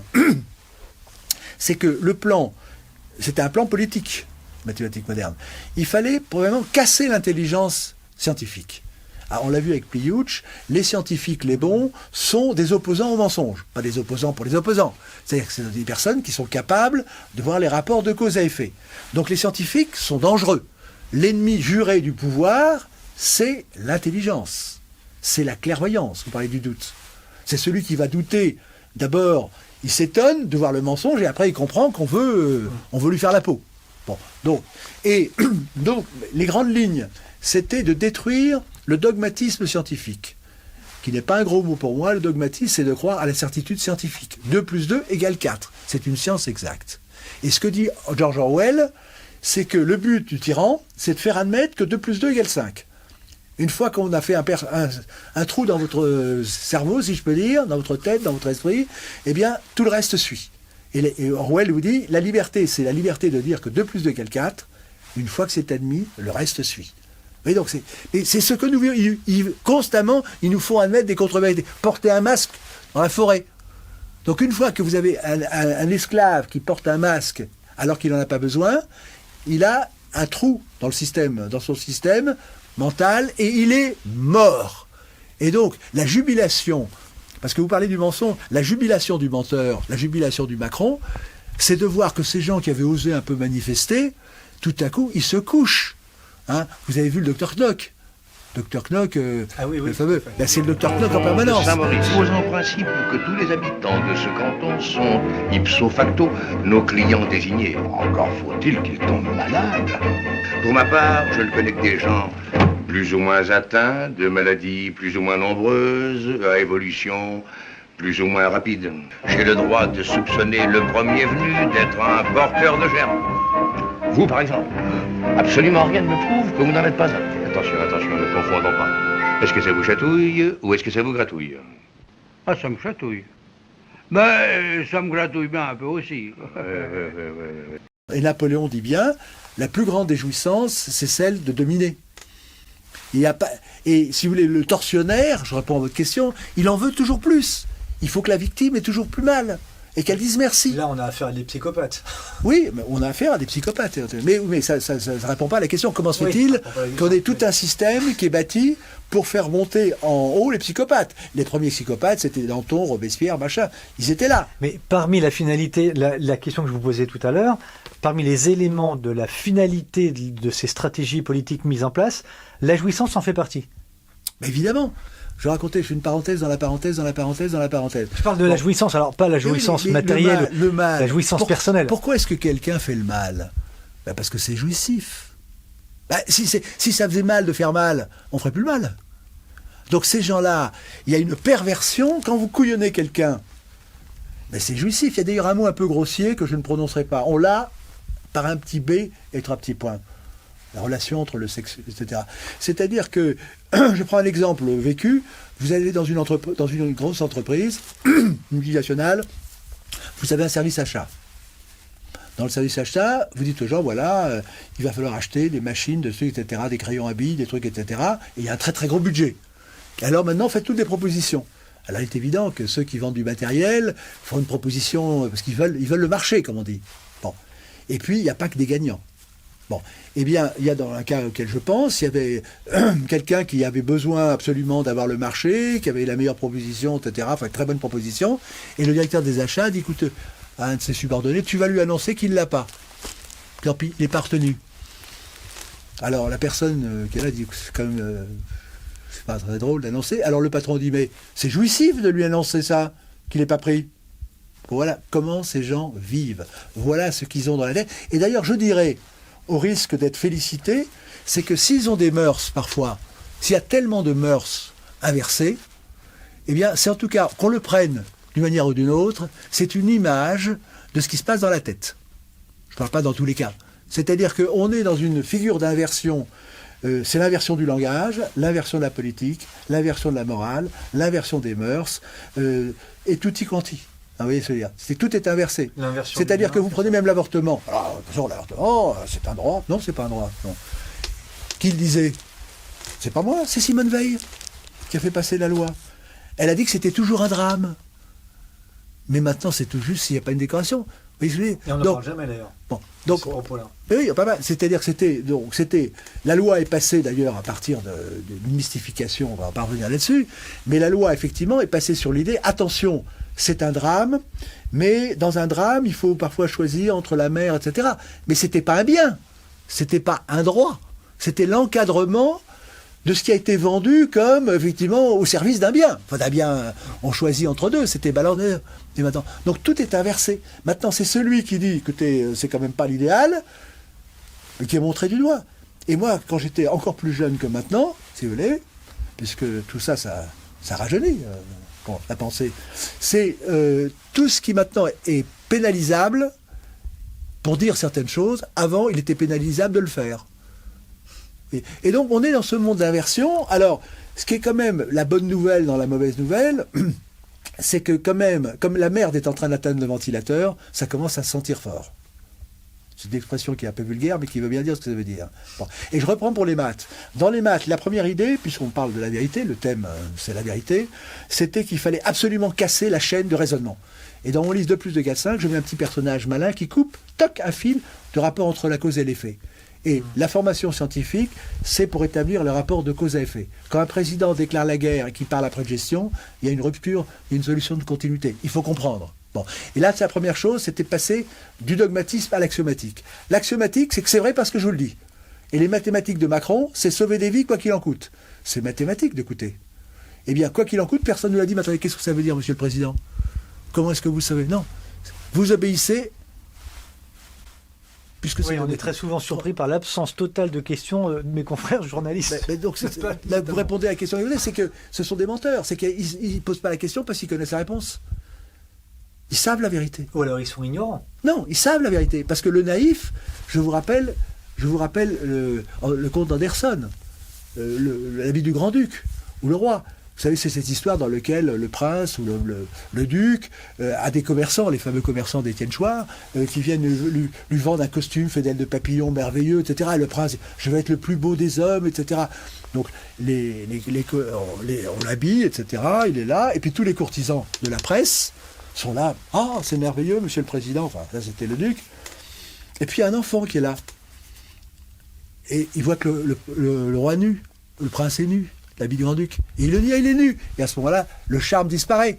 Donc, ils le savent tous. Les gens qui ne posent pas les questions, c'est qu'ils connaissent les réponses. Parce que celui qui ne connaît pas, il pose la question qu'il ne fallait pas poser. Il fait ce qu'on appelle un impair. Vous comprenez? Donc, le fait qu'ils ne posent jamais les bonnes questions, c'est la preuve que ce sont des menteurs formatés. Pour en revenir au numérique, est-ce que c'est un outil que le peuple doit craindre et pour quelle raison? C'est un petit peu la question que vous me posez, c'est entre le sadique et sado-majo. C'est-à-dire que le sado, il ne doit pas craindre les mathématiques parce que c'est son outil préféré. Ça, c'est Macron. Donc, vive les mathématiques. Et lui, c'est le pape du numérique, si je peux dire. Bon, c'est plutôt le dictateur du numérique. Mais la population doit la craindre parce que c'est la mise en esclavage. Je reprends ma caissière d'hier. Et c'est pour ça que la vérité, on l'acquiert en parlant avec tout le monde. Et quand vous voyez que le bon peuple a mieux compris que les ministres et que les autres, c'est qu'ils le savent très bien, ils ne sont pas plus bêtes que le peuple, mais ils savent très bien que c'est bon pour leur matricule de mentir. Alors, bon, qu'est-ce qui se passe? C'est qu'elle me disait, je lui disais, vous savez, de mon temps, nous étions plus libres que maintenant. Mais elle a dit oui, c'est ce que disent mes parents. On était plus pauvres, mais on vivait bien. Maintenant, donc, elle dit, nous sommes fliqués partout. Bon, donc, fliqués égale maths. Parce que, autrefois, je sais que c'était critiqué, vous aviez un fonctionnaire de l'autre côté de l'hygiaphone. Mais vous pouviez au moins lui dire ce que vous pensiez. Il y avait quand même quelqu'un. Il pouvait y avoir quelqu'un. Mais maintenant, vous êtes tout seul dans une gare, comme ça vous arrive, vous avez une espèce de boîte qui n'est pas forcément très lisible, vous ne trouvez pas les trucs, et puis si vous ne rentrez pas dans la logique de la boîte, c'est un robot, vous devez obéir au robot. Et là, il n'y a même plus la politesse. Oui, et donc la crainte, c'est que alors il y a deux, trois niveaux de lecture, de réponse pour ce que vous dites, c'est que c'est l'objet d'un de mes livres, La perversion mathématique, l'œil du pouvoir. C'est-à-dire quand j'ai vu qu'on détruisait l'intelligence mathématique, je me suis demandé pourquoi. Donc mon premier livre, c'est 2 + 2 = 5 de nouvelles mathématiques pour une nouvelle société. J'avais rencontré Hergé, mais c'était un peu long à raconter, qui m'a dit, ah oui, si, quand j'ai parlé du complot mathématique, j'ose le mot si vous voulez, complot parce que les gens qui en sont victimes ne le savent pas. Un complot, prenez le dictionnaire de l'Académie française, c'est 2-3 personnes qui font en cachette quelque chose qui n'est pas bien. Donc c'est quand même intéressant. Eh bien, à ce moment-là, je me suis demandé d'où ça vient. Quel est le rôle des mathématiques? Et j'ai écrit un livre, La perversion mathématique, l'œil du pouvoir, et je me suis posé la question de l'avenir. Quand j'ai vu le rôle des mathématiques depuis les Grecs, je vous rappelle que la République de Platon est basée sur le mensonge. Il y a 2 mensonges, le mensonge du peuple qui doit être puni, et le mensonge du philosophe qui doit être récompensé. Il faut savoir lire les bons textes. Et donc j'avais bien vu qu'effectivement, l'ambition mathématique remonte à Pythagore. Et dans ma thèse de doctorat, principe mathématique de philosophie politique, je montre bien que rien n'a été inventé depuis Pythagore. Pythagore, d'ailleurs, divisait ses disciples entre les acousmatikei, du verbe akouein en grec, c'est ceux qui écoutaient, et les mathématikoi, c'était les initiés. Je vous dis en passant que le mot mathématique veut dire initié. Hein, c'est le savoir, mais le savoir initiatique. C'est pour ça qu'il y a les mathématiques, et puis la géométrie, l'algèbre, etc. au-dessous. C'est le grand-dieu qui est au-dessus. Bon. Et les ateliers de mathématiques à Rome, c'était des ateliers de sorcellerie. Alors je continue, si vous voulez, puisque vous m'y avez invité. J'aurais une question par rapport au grand-dieu dont vous venez de parler tout à l'heure. Alors, et j'ai annoncé la mort du dieu mathématique, vous me le rappellerez si vous voulez. Comment ça va s'arrêter la partie? Vous avez dit tout à l'heure que c'était déprimant. Oui. Non, c'est tonique. C'est bon pour la santé, tout ça. Et donc, Donc j'ai bien vu que Pythagore fonde les mathématiques politiques. C'est-à-dire qu'il y a des gens qui disent comment nous allons dominer la population. Et je vous rappelle que les pythagoriciens ont été brûlés à Crotone, leur temple a été brûlé par ceux qui ne voulaient pas de cette dictature déjà à l'époque. Et je vous rappelle aussi que Mitterrand a jumelé sa ville de Château-Chinon avec Cortona, célèbre pour son tombeau de Pythagore étrusque. Bon, tout ça, et c'est pas par hasard qu'il y a la géode, le cube et la pyramide du Louvre, qui sont les 3 solides pythagoriciens de base. Il faut voir tout ça. Il y a quand même, n'oublions pas que nous sommes en démocratie maçonnique, c'est-à-dire qu'il y a les cons, c'est-à-dire nous, et les initiés. Parce que les francs-maçons, qui sont liberté, égalité, fraternité, qui prônent l'égalité pour tous, c'est-à-dire pour les esclaves, eux, dès que vous rentrez dans le temple, là, vous avez la pyramide avec tous les degrés. Donc il y a les Français, c'est une caste, il y a les initiés, et puis les cons, les non-initiés. Vous pouvez nous expliquer en quelques mots, Arnaud Lupinski, l'œil au-dessus de la pyramide? Je vous ai entendu parler de ça il y a quelques jours, j'ai trouvé ça passionnant. Ah oui, alors c'est ce que je dit. Alors l'idée alors là, ça nous amène au décryptage des droits de l'homme, que personne n'a lu. Alors ça, c'est quand même extraordinaire. Vous avez lu les droits de l'homme? Non, bon. Non, mais attendez. Les chrétiens, vous leur demandez s'ils ont eu le catéchisme, ils nous disent oui. Vous leur dites, la croix, vous savez, ah bah oui, la croix, c'était Jésus qui a été crucifié. Les chrétiens répondent, ils savent. Mais le fameux triangle en question, alors d'abord, on n'a pas le temps, mais qu'est-ce que c'est? J'invite à voir ma vidéo le 5 octobre 1789, la Révolution est faite. On mettra le lien. Bon, donc pourquoi? C'est que les Français sont tenus dans l'analphabétisme politique.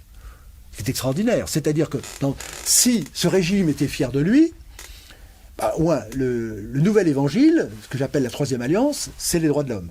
Il y a eu l'alliance, si vous voulez, la première alliance avec Abraham. La deuxième, vous avez le Christ, la nouvelle éternelle alliance. Et puis la troisième, c'est les droits de l'homme. Et ce qui m'autorise à dire ça, il suffit de regarder la déclaration sur Internet, vous avez les tables de la loi.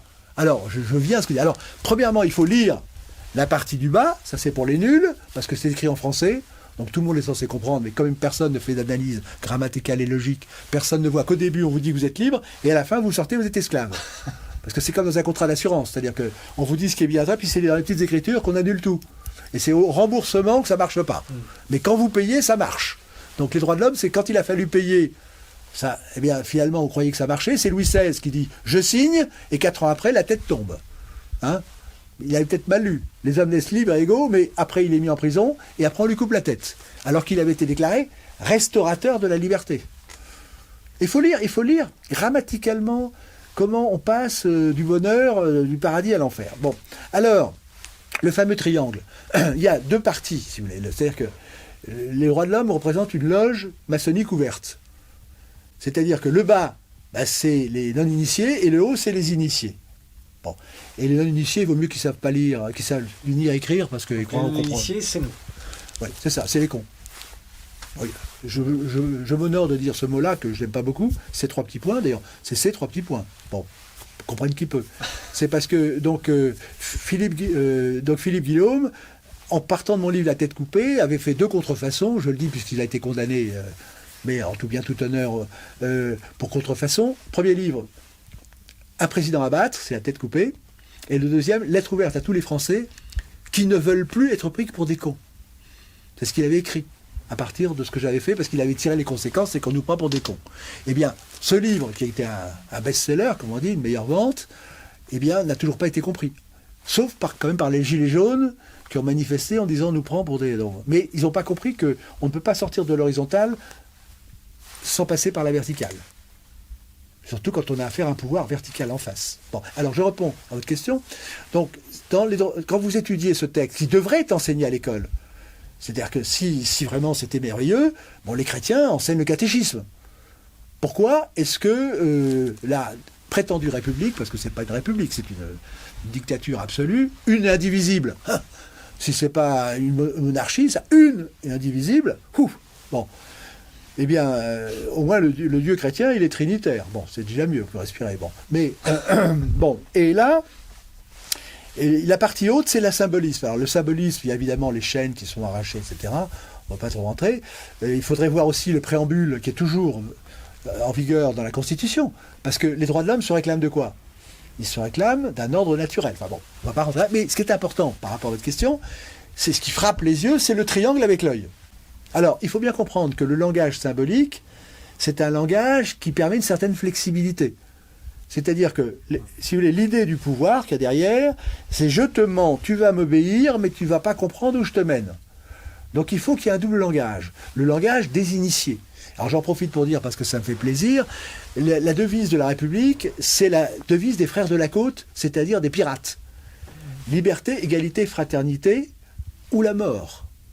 C'est que le pirate qui mettait son drapeau s'est dit, si tu ne m'obéis pas, mais nous sommes libres, parce que les pirates, leur but c'est d'être libres, évidemment, sont tous des forbans. Donc la liberté c'est important, mais après il y a l'égalité, liberté, égalité, nous répartissons notre butin ensemble, et fraternité, nous sommes tous frères pour piller. Bon, c'est ça le liberté, égalité, ou la mort, si vous ne nous obéissez pas, c'est la mort. Alors qu'est-ce qu'on a maintenant? On monte là-dessus. Donc il y a ce double langage qui est la jubilation de l'initié, parce que couillonner, il y a un autre mot en français encore plus grossière, l'autre, c'est un plaisir. Quand vous avez des gens, il y a le fameux dîner de cons. Ben là, c'est une démocratie de cons. C'est-à-dire que le peuple, c'est le con, et puis les initiés, ce sont ceux qui invitent le con. Voilà. Non, il faut... Et alors, on pourrait aller très très loin, parce que vous avez une très très grande tradition d'utiliser le langage pour tromper. Il y a les gouliards. Quand vous prenez Rabelais, il y a une double lecture de Rabelais. Quand ils disent par exemple la guerre des andouilles, c'est la guerre des endeuils. Les endeuils, c'était la reine, et puis l'autre. Quand vous avez Gargantua, c'est Guerguintua. Et donc le langage des oiseaux, c'est la base de l'intelligence. Dans la base de l'intelligence. Et alors, l'opposant, ou pourquoi est-ce que vous avez le verlan? Pourquoi est-ce que vous avez un argot? Parce que les taulards ou les autres veulent communiquer. Il y en a même chez les bouchers. Quand vous aviez le maître boucher qui voulait dire à son commis de mettre un mauvais morceau de viande, il parlait en argot. Bon, et actuellement, il y a un argot politique. Alors, autrefois, on parlait, il n'y a pas très longtemps encore, de la langue de bois. Mais la langue de bois, c'est pas du bois pour tout le monde. Donc, quand vous êtes entre initiés, pour les gens vicieux, si vous voulez, qui sont les hommes de pouvoir, les hommes de pouvoir sont vicieux. Bon, les hommes actuels, eh bien, c'est très agréable de berner quelqu'un. C'est plaisant. On est dans la jouissance, vous parlez. Oui, évidemment, ils ont la jouissance. Déjà, la domination, c'est le cas des sadiques. Vous le voyez constamment dans les crimes. Il y a le sadique, le plaisir de faire souffrir, le plaisir d'humilier. C'est le cas de Macron. Il a un plaisir d'humilier. Rendez compte, moi qui ne suis rien, parce que c'est rien du tout, Macron, il ne sait rien. Quand vous voyez son discours à l'Académie française, c'est à pleurer. Bon, mais les académiciens ne l'ont même pas vu. Je prends Madame Benham, que je salue, quand je l'ai eu au téléphone et que je lui ai dit, mais vous avez écouté ce qu'il a dit? Ah, nous avons été honorés. Vous n'avez pas vu qu'il vous prend pour des cons? Donc, on est dans ce monde du désert. Bon, et c'est elle également qui a participé au texte lamentable de l'Académie sur le masculin générique. Enfin, c'est pitoyable ce qui a été dit. C'est-à-dire que c'était à la majorité. C'est-à-dire que l'Académie n'est même plus capable d'énoncer les règles. Et donc c'est à la majorité maintenant, à la majorité. Donc c'est bon. Bref, c'est un texte minable parce que l'Académie n'a pas été capable de répondre au président de la Cour de cassation, Bertrand Louvel, qui lui posait des questions. C'est moi qui ai répondu à la place de l'Académie, à la demande interne d'académiciens, et que je salue, et j'aurai l'occasion de l'écrire prochainement. On s'amuse bien quand même quand on commence à jouer la grammaire, et c'est très très très bien. Puis ça vous donne une force, c'est quand vous avez la certitude grammaticale et mathématique, il n'y a personne en face. Pour terminer.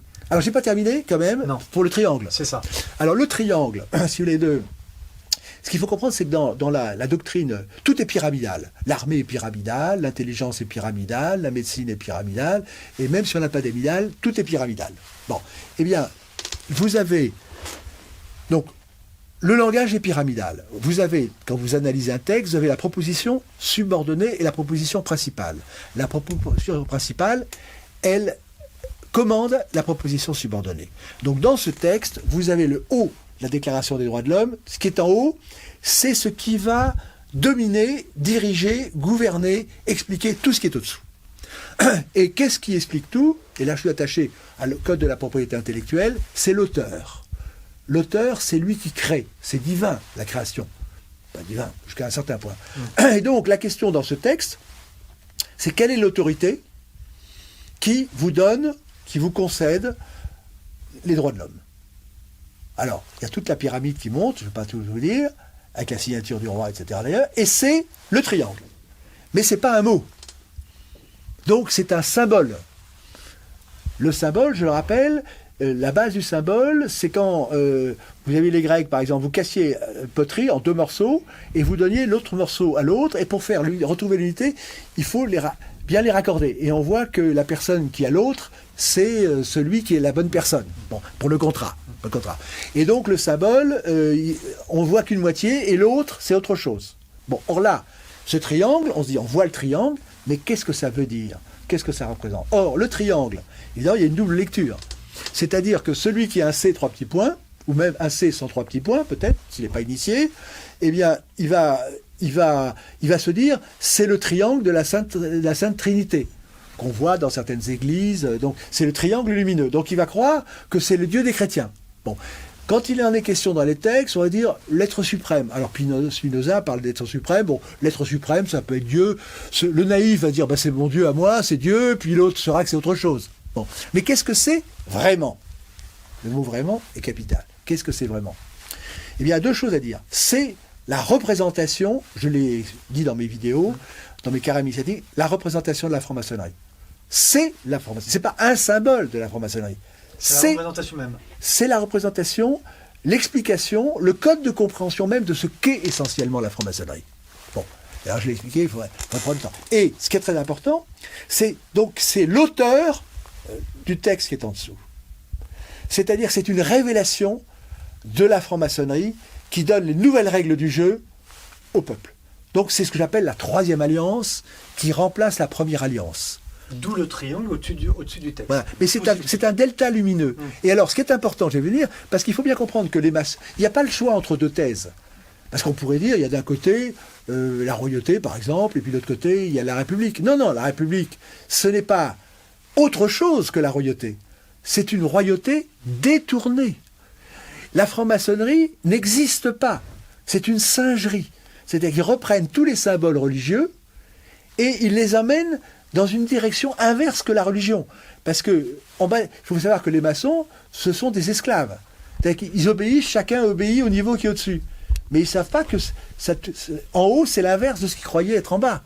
C'est comme nous croyons que liberté, égalité, fraternité, c'est exclusivement. Et nous voyons maintenant dans le misère. Et alors, dernière chose qu'il faut dire, et ce qui est très lumineux, je crois que ça vous avait éclairé, c'est que le triangle, ce delta lumineux, est sur l'autel maçonnique est en face, quand vous rentrez dans une loge, et il doit être éclairé, c'est le seul symbole qui doit être éclairé tout le temps de la tenue. C'est-à-dire, c'est l'équivalent du Saint-Sacrement. Cherchez l'erreur. Voilà. Et donc, on est dans une histoire de singerie, si vous voulez. Saint-Sacrement avec la petite lumière. Voilà, à côté présence réelle. C'est ça. Présence réelle. Et donc, c'est pas. Ce qu'il faut bien comprendre, c'est qu'il n'y a pas le choix entre 2 choses. C'est-à-dire, il y a de l'être et la négation de l'être. Et la franc-maçonnerie, comme cette prétendue République, c'est la négation. La République actuelle, celle qui se dit République, c'est la négation de la France. C'est la négation des valeurs, c'est la négation. Et ça, pour le pervers, je vous dis, perversion, c'est inversé, c'est jouissif. C'est-à-dire faire les choses à l'envers de l'ordre naturel. C'est pour ça qu'à une époque, il était question de contre-nature. On a une politique contre-nature, etc. Et il est évident que ça donne une jubilation. Sinon, le mal, c'est ce que je dis souvent, c'est que si le mal était puni, si c'était si vous voulez ce qu'on appelle la justice immanente, ils arrêteraient. Il faut qu'il y ait une rétribution. Et dans le mal, il peut y avoir une rétribution. Le voleur, il a l'argent.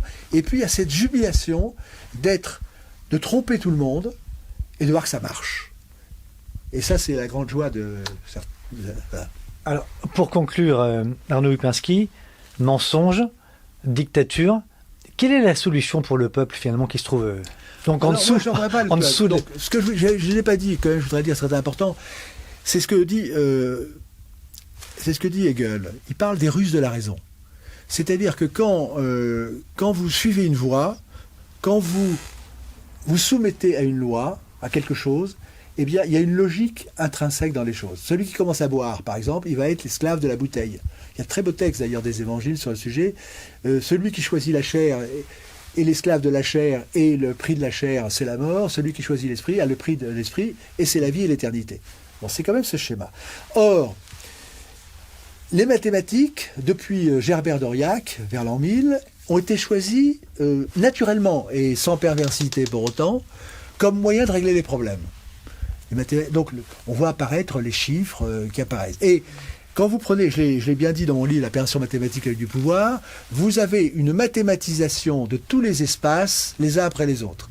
Donc j'ai décomposé en 5 maisons, comme pour l'astrologie. Il y a le religieux, le droit, le politique et la science, l'économie et la finance, et l'armée et l'administration.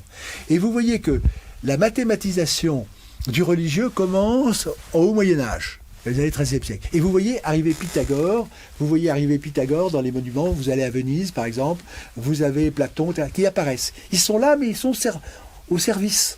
Et puis petit à petit, ils prennent de plus en plus de place. Vous avez la raison d'État qui apparaît avec Machiavel. Vous pouvez remonter avec l'armée.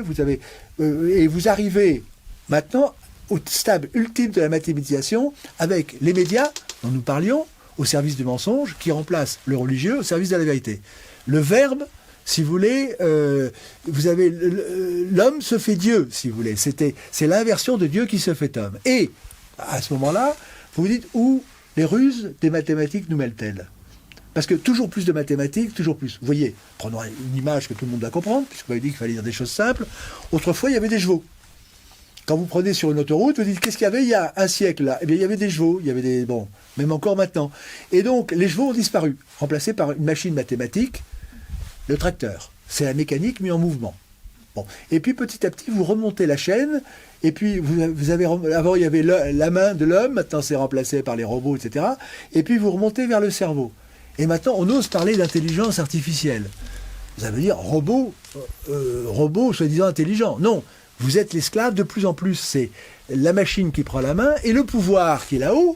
C'est génial. Il n'a plus à passer par des hommes qui peuvent avoir une conscience. C'est directement la machine. Donc vous allez programmer et l'homme ne peut plus vivre s'il n'obéit pas à la machine avec sa carte. C'est ce que les gens ne comprennent pas. C'est que plus on joue le jeu du numérique, plus on devient l'esclave. Parce qu'au début, vous le commandez, après, c'est lui qui vous commande.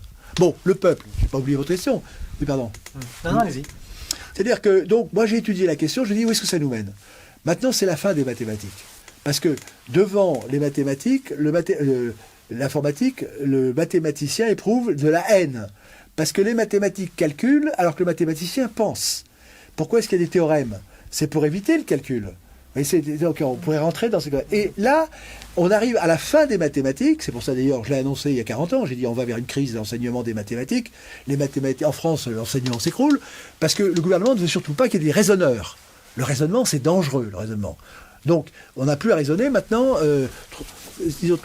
vous avez, quand vous allez dans un magasin, un bricomarché, etc., les gens ne savent même plus calculer, ils sortent la calculatrice. Bon, et au bout du compte, vous avez une atrophie du cerveau qui n'est plus capable de penser, et le calcul élémentaire, c'est pas ce qui est le plus important, il faut être capable de penser.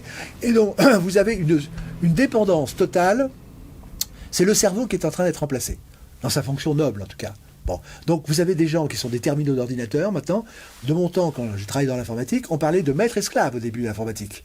Le terminal, c'est l'esclave. Eh bien nous sommes les terminaux avec la petite boîte que nous avons. Bon, alors où est-ce que ça nous mène ? Et comme je l'ai annoncé d'ailleurs au moment de Maastricht, j'ai annoncé à Maastricht qu'il y aurait l'inverse de ce qui était promis. Je l'avais dit à l'époque. J'ai écrit un livre, ce livre s'appelait L'Europe c'est la guerre, mais Albin Michel l'avait traduit en lettre ouverte encore à ceux qui croient encore que l'Europe c'est la paix. Bon, avec en parenthèse. Bon. Et puis ça, après, on voit bien que ça a été l'inverse. Alors, maintenant je me dis comment ça va s'arrêter. Bon, hélas, pour l'instant, mais je travaille quand même dans le camp de la vérité, l'intelligence qui s'oppose à ce mal, l'intelligence du bien, du vrai, du beau, a abdiqué devant l'intelligence du mal, du mensonge et de la malfaisance. Il n'y a aucune intelligence organisée, il n'y a rien, il n'y a personne. Je prends par exemple le prétendu mariage de Taubira, il n'y a aucune autorité qui s'est opposée, parce que tout le monde a fait une génuflexion devant l'égalité. Et alors, Madame Taubira, qui est une bonne initiée, il faut lire ses textes qu'elle a tronqués à l'Assemblée, mais il faut lire le texte entier, si vous voulez. Bon, c'était un plaisir. La jubilation qu'elle avait quand elle annonçait. C'était un plaisir incroyable d'avoir des esclaves qui se soumettent. Alors, elle n'était qu'un agent, une courroie de transmission, mais c'était inimaginable. Et personne n'a osé dire ce qu'il fallait dire sur ce qui n'est pas un mariage depuis l'histoire du début de l'humanité. Et donc derrière, il y avait la jubilation d'imposer un mensonge, la destruction d'un symbole, d'une vérité, en sachant que la suite allait suivre. Mais ça, c'est la jubilation du mal. Le diable s'ennuie, sinon. Il faut bien qu'il ait un plaisir. Donc le plaisir de faire le mal. Et alors, on en arrive, je me suis dit, où est-ce que ça allait? Alors, je me suis dit, c'était avant la chute de l'Empire soviétique, d'ailleurs. Et je me suis dit, on va de plus en plus d'abstraction. Or, nous sommes faits de 3 éléments. Nous avons un élément qui est l'élément mathématique, si vous voulez, ou minéral, qu'on peut appeler, un élément qui est biologique et un élément qui est spirituel. Maintenant, le spirituel existe, si je peux dire, le biologique est de plus en plus contraint, et tout devient de plus en plus mathématique. On ne s'y retrouve plus, la joie de vivre, c'est ce que me disait cette caissière. Avant, c'était la joie de vivre, on n'a plus de joie de vivre maintenant, on est tout content harcelé. Alors, où nous conduisent les Russes des mathématiques, pour reprendre la phrase d'Hegel?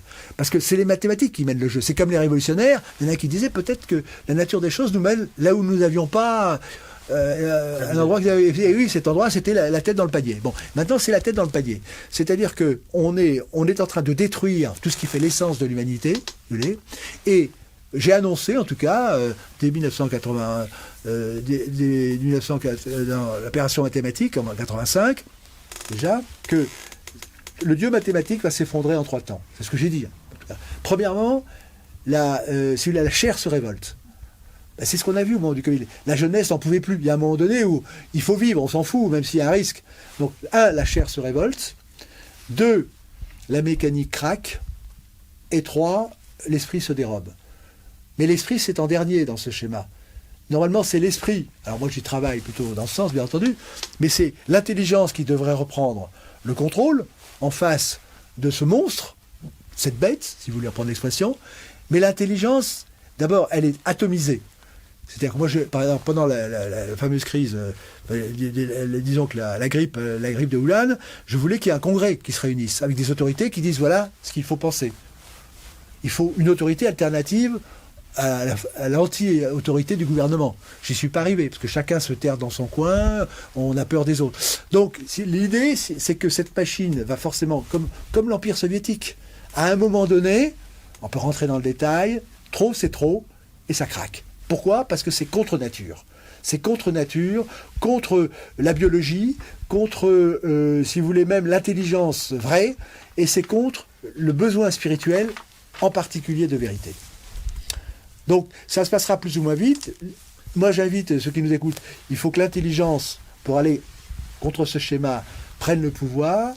Elle peut prendre le pouvoir, mais pour ça, il y a un monstre intellectuel qui est le mythe révolutionnaire, avec l'organisation maçonnique. Parce que quand vous voyez, vous parlez des journalistes, vous comprenez bien que si on laissait la nature faire, la vérité reprendrait le dessus.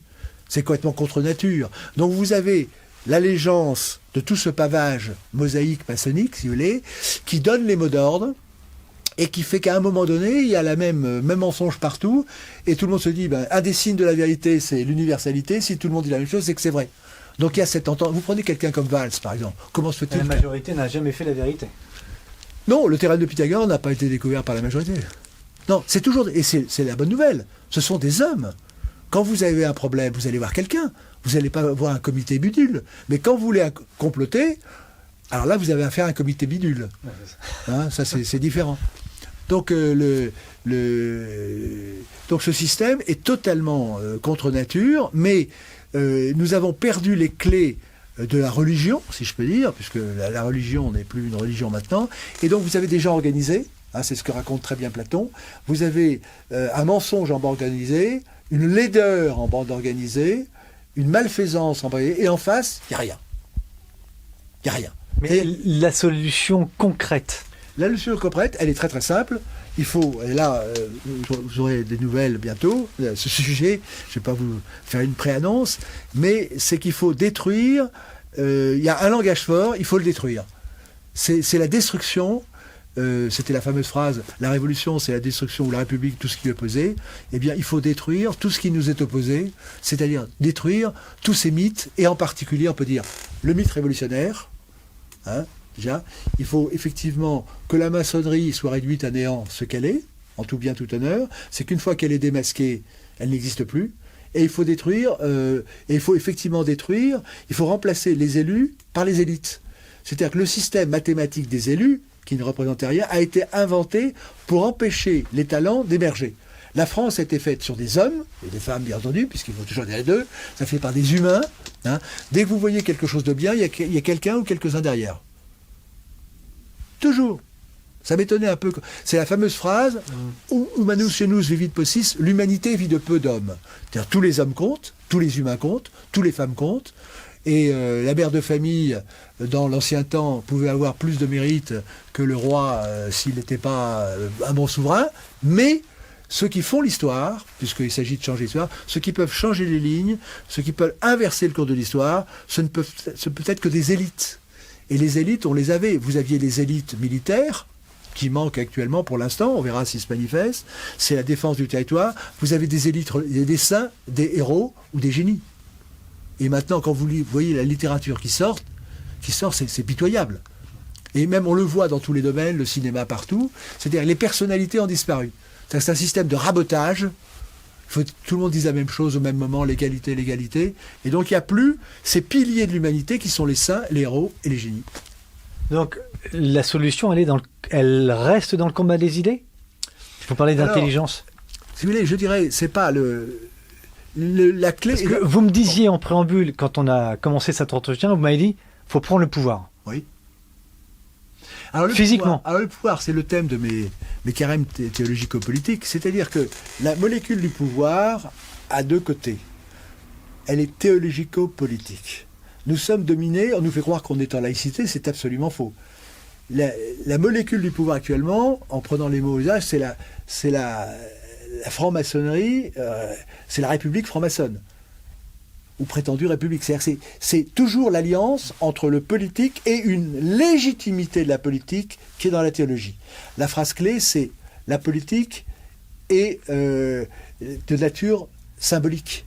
C'est-à-dire qu'on se réclame de quelque chose qui est au-dessus. Bon.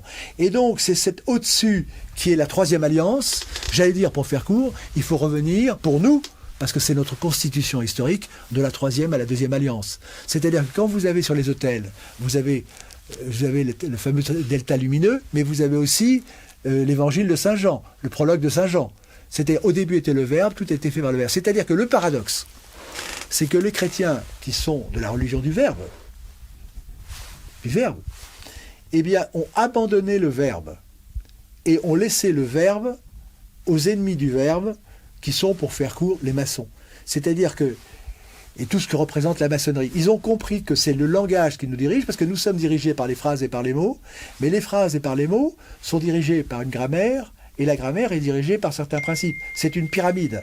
Et les ennemis du genre humain, c'est-à-dire les francs-maçons, je les appelle par leur nom, qui nous conduisent en esclavage au nom de la liberté, c'était la jubilation extrême, bon, ils sont devenus les maîtres du langage. Et les médias en retrouvent le média. C'est-à-dire contrôlant, disons que le système de pilotage du langage et donc des esprits, voire des cerveaux si on tient à mettre le cerveau, ils sont les maîtres du monde. Parce qu'ils peuvent, à partir d'un dogme, leur dogme à eux, leur volonté, on l'a vu avec l'antimédecine, l'antitraitement du coronavirus, enfin un truc. Il faut voir ce qui se passe actuellement avec la suite. Eh bien, ils commandent à tout le monde au même moment. C'est-à-dire qu'il y a eu un semblant de diversité, mais tout le monde dit la même chose au même moment sur les mots d'ordre. C'est un système militaire. Il faudrait les mettre en uniforme d'ailleurs, les gens, les journalistes. Et donc, ils sont, on peut dire, les maîtres du Verbe. C'est-à-dire qu'ils ont inversé le message évangélique. Et il suffit de reprendre les textes évangéliques. Et ce qui est paradoxal, alors là, moi, je veux dire, c'est à la fois, pour moi, une source de fierté et puis de je sais pas quoi, une forme de terreur, c'est de voir que les mathématiques dont j'ai indiqué la malfaisance, c'est-à-dire que c'est un instrument diabolique, les mathématiques, bien compris, même si avec les mathématiques, on peut compter les petits pois, si vous voulez, mais les mathématiques en tant que telles, depuis Pythagore, on sait que c'est initiatique. Donc, les mathématiques, c'est autre chose que la géométrie sacrée. Alors, on pourrait rentrer dans les détails. Donc, les mathématiques, c'est un instrument de destruction du monde. Et mon article, qui était à l'origine de mon premier livre, La perversion mathématique, avec Christian Jacques, que je salue, qui est égyptologue, qui m'a dit « Ce que vous dites, nul ne le dit. Écrivez-le. » Et il m'avait même fixé le titre « La perversion mathématique ». Bon. Et donc, c'est en lisant un livre de Virginie Leguet, que je salue aussi, qui était « Les mathématiques, voilà l'ennemi », que j'avais publié lorsqu'il y avait encore un journal qui s'appelait Le Quotidien de Paris, avec Philippe Tesson, où je pouvais publier à l'époque, et c'était « Les mathématiques, voilà l'ennemi », dans lequel je dénonçais le pouvoir mathématique, qui détruisait l'intelligence, etc. Et donc c'est à l'origine de mon premier livre, mon livre « La perversion mathématique ». Et donc j'ai bien indiqué que les mathématiques, stricto sensu, c'est Mammon. Donc c'est l'ennemi du verbe divin, vous voyez ? Donc tout ça, ça demande à... Ce qu'il faut se comprendre, c'est ce que vous expliquez, c'est que la mathématique sert à fabriquer une sorte de... à mettre en place un système contre le peuple. Mais alors, vous employez beaucoup le mot peuple, contre l'homme. Non, mais je veux bien, mais contre l'homme. Alors après, il y a un autre stade, c'est-à-dire qu'il y a l'homme en tant que tel, ça vous détruit, ça me détruit, ça nous détruit. Tous les gens que je connais qui sont morts à la suite du vaccin.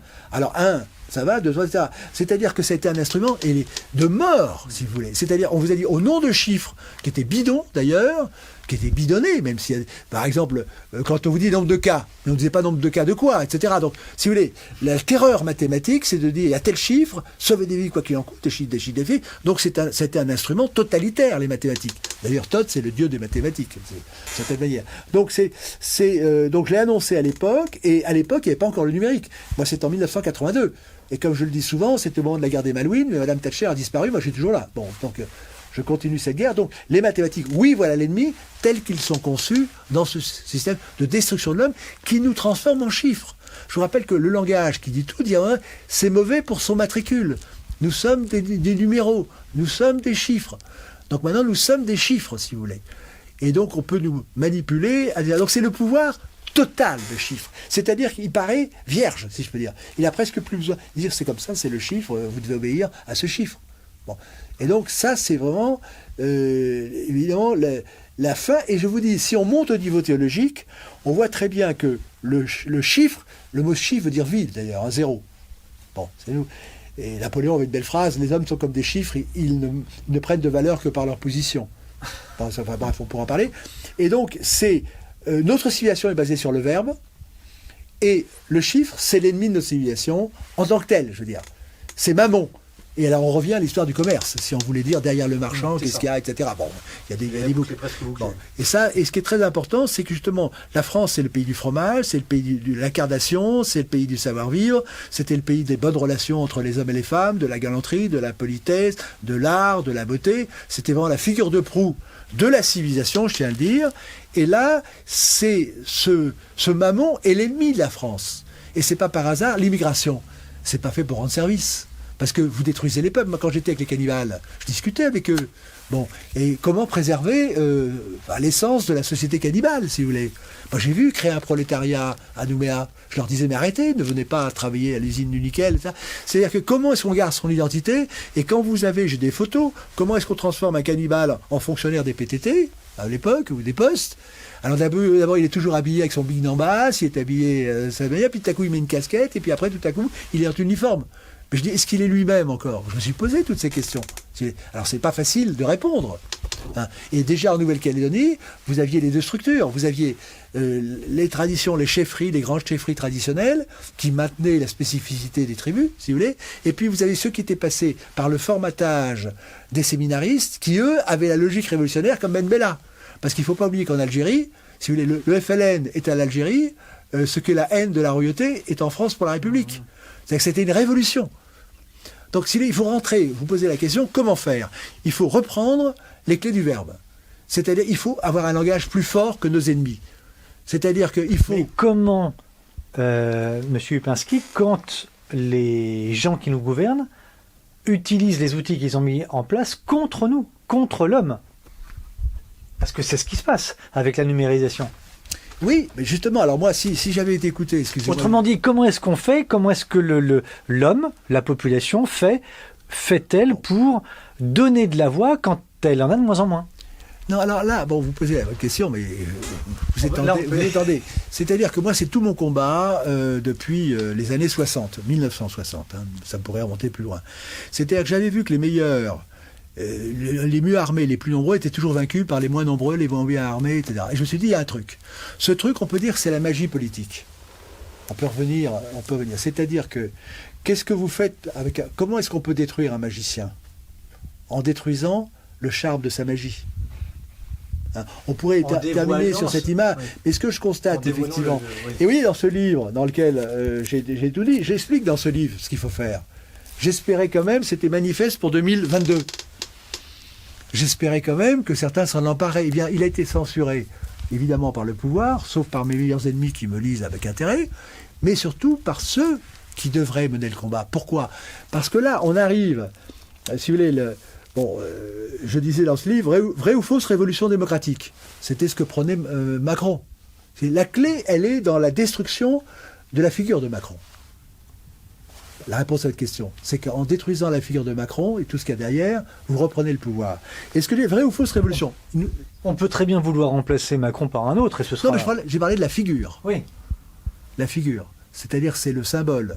C'est ce qu'il représente, ce ventriloque. C'est ce pouvoir qui nous fait croire que c'est nous qui disons ce qu'il nous dit. Parce que c'est ça le principe de la prétendue démocratie. C'est que vous êtes souverain, mais vous ne pouvez pas vous réunir, donc vous allez vous faire représenter, et puis comme par hasard, c'est toujours le pouvoir qui est élu, ceux qui représentent le pouvoir, et maintenant, puisque vous m'avez élu, vous allez m'obéir. C'est comme la Révolution. La Révolution vous dit, les Français étaient des esclaves jusqu'à la Révolution nous a apporté la liberté, et comme c'est le plus grand bien, maintenant, puisque nous vous avons apporté la liberté, vous allez nous obéir. C'est le petit tour de passe-passe. Et Macron nous avait vendu une révolution. Et alors je dis donc, dans ce livre, que on parle de cette enquête que j'ai menée scientifico-policière, que j'ai dû mener durant l'été 2017, parce que je l'ai écrit instantanément, c'était évident, pour venir à bout de l'énigme, à partir d'un seul mot, ventriloque, d'un adverbe, en même temps, et d'une phrase. La politique, c'est un style, c'est une magie. Et donc, là, je révélais dans ce livre les 3 angles morts des Français, du peuple français dont on parlait. C'est 1, le secret bien gardé de l'élection Macron. Comment est-ce qu'il a gagné ? Eh bien, par le langage ventriloque. Vous savez qu'il s'est fait représenter comme Jeanne d'Arc. Parce que par le système ventriloque, un an auparavant, il était à Orléans, il avait dit que finalement, son mouvement En Marche, c'était Jeanne d'Arc. Il s'identifiait à tout ce qu'il veut, puisque avec ce système, on peut prendre toutes les formes. Et là, on n'est pas loin de la technique maçonnique. Ensuite, j'avais dit, donc c'était la première chose, le secret a été bien gardé, donc il a pu recommencer son secret avec le petit coup d'extrême droite, qui est facile. C'est-à-dire que si vous pouvez ventriloquer le diable, vous dites, lui, le diable, c'est le diable, tout le monde a peur. Donc lui, c'est le diable, moi, je suis l'ennemi du diable, donc vous votez pour moi. Mais c'est tellement bête. C'est tellement simple. Ça. La deuxième chose que j'avais dit, c'est effectivement le mystère du plafond de verre. Comment se fait-il que les Français, le peuple, n'arrivent pas à prendre le pouvoir parce qu'il y a un écran de verre. Et là, il y a une métrique théologico-politique. C'est-à-dire que nous sommes pilotés par la droite et la gauche, comme en voiture.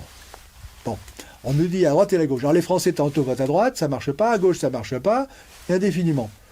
Mais parce que la droite et la gauche, c'est la même chose. Bon, forcément, puisque quand vous tournez le volant et que ça ne marche pas, il faut regarder du côté des roues. Bon, mais non, on continue. C'est ce que vous dites, au début, ils ne doutent pas assez. Ils disent, quand vous essayez une chose qui ne marche pas, il faut changer. Il faut changer le volant, il faut changer les roues. Alors, ils commencent à douter maintenant, manifestement. On l'a vu avec cette histoire de Covid. C'est un corps d'élite. Alors j'anticipe sur ce que je dirais potentiellement. C'est que, je l'ai déjà dit, j'ai parlé d'appel aux guerriers, etc. C'est que rien n'est fait sans, j'emploie le terme pour être clair, sans chef. C'est comme la tête, sans chef. Donc pour changer les choses, il faut un chef. Et pour qu'il y ait un chef, il faut qu'il y ait un corps d'élite. Regardons les choses. Vous prenez la France. Bon, vous avez un certain homme politique, je ne dirais pas son nom, qui dit, bon, la France, ça vient d'où, les gallo-romains, etc. Mais personne ne vous dit ce qu'est la France. La France, c'est fait 3 éléments. Vous regardez historiquement, il suffit de regarder. Vous prenez la chronologie. C'est comme quelqu'un dit, quelle est sa date de naissance, quels sont ses parents, et vous avez déjà compris un certain nombre de choses. Bon, la France, elle a été faite par les Francs. On vous le dit jamais. Et le grand mensonge de la Révolution, c'est de vous dire, nos ancêtres les Gaulois. C'est pas totalement faux. Mais pourquoi ça s'appelle la France et pas une gauloiserie? C'est là que les mots disent la vérité. C'est comme quand vous voulez honorer quelqu'un, vous dites pas citoyen, vous dites monsieur. Donc là, c'est un terme royal. Les mots ne trompent pas. Quand je écoutais le socialiste, il a eu une noble attitude. Le noble n'a pas été raccourci à la Révolution. C'est l'aristo, mais ça, c'est une autre histoire. Bon. Les mots disent la vérité. Donc les francs, s'il y a un premier élément, c'est un chef franc. Vous voyez, Clovis, les francs. Bon. Donc il y a un élément, si vous voulez, royal, et un élément organique, c'est les francs. Ce sont des hommes, ce ne sont pas des entités. Hein, c'est pas un truc. Bon. Et eux, ça c'est le premier élément, hein, qui ont chassé les Ostrogoths, les Visigoths, machin, etc. Parce que la France était envahie, c'est les fameuses invasions. Donc il y a eu un élément guerrier. C'est le chef. Il y a un chef qui a pris le pouvoir. Bon. Mais il s'est allié avec qui? Il s'est allié avec le clergé gallo-romain. C'était le clergé catholique. C'est-à-dire que le premier élément, c'est la guerre, c'est la biologie, et le principe quand même régalien, quand même. Faut pas oublier. Et le deuxième élément, c'est la religion.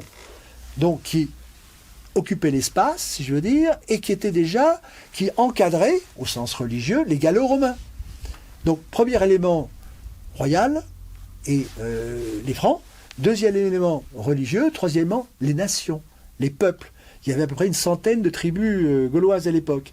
Et à partir de ces éléments, vous avez eu la féodalité qui a été créée, l'homme de guerre protégeant les paysans. Vous aviez les Bélantès, ceux qui faisaient la guerre, les Orantès, c'était les religieux, les Bélantès, Orantès, et la Bresse, ceux qui cultivaient la terre.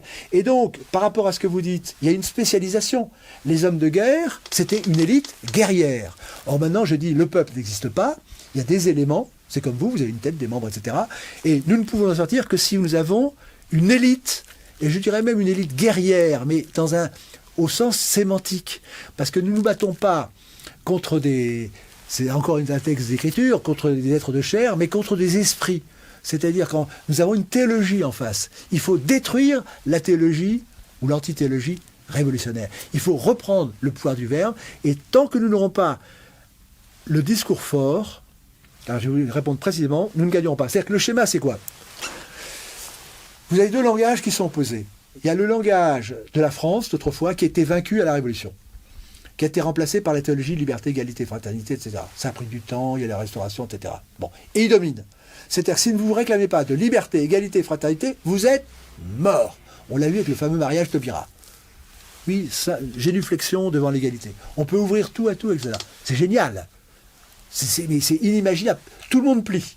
Le Vatican n'a rien dit. Alors que le mariage, c'est le plus vieux truc du monde. Quand on a fait un écrou, on sait comment ça marche. Mais personne n'était capable, de peur d'être excommunié.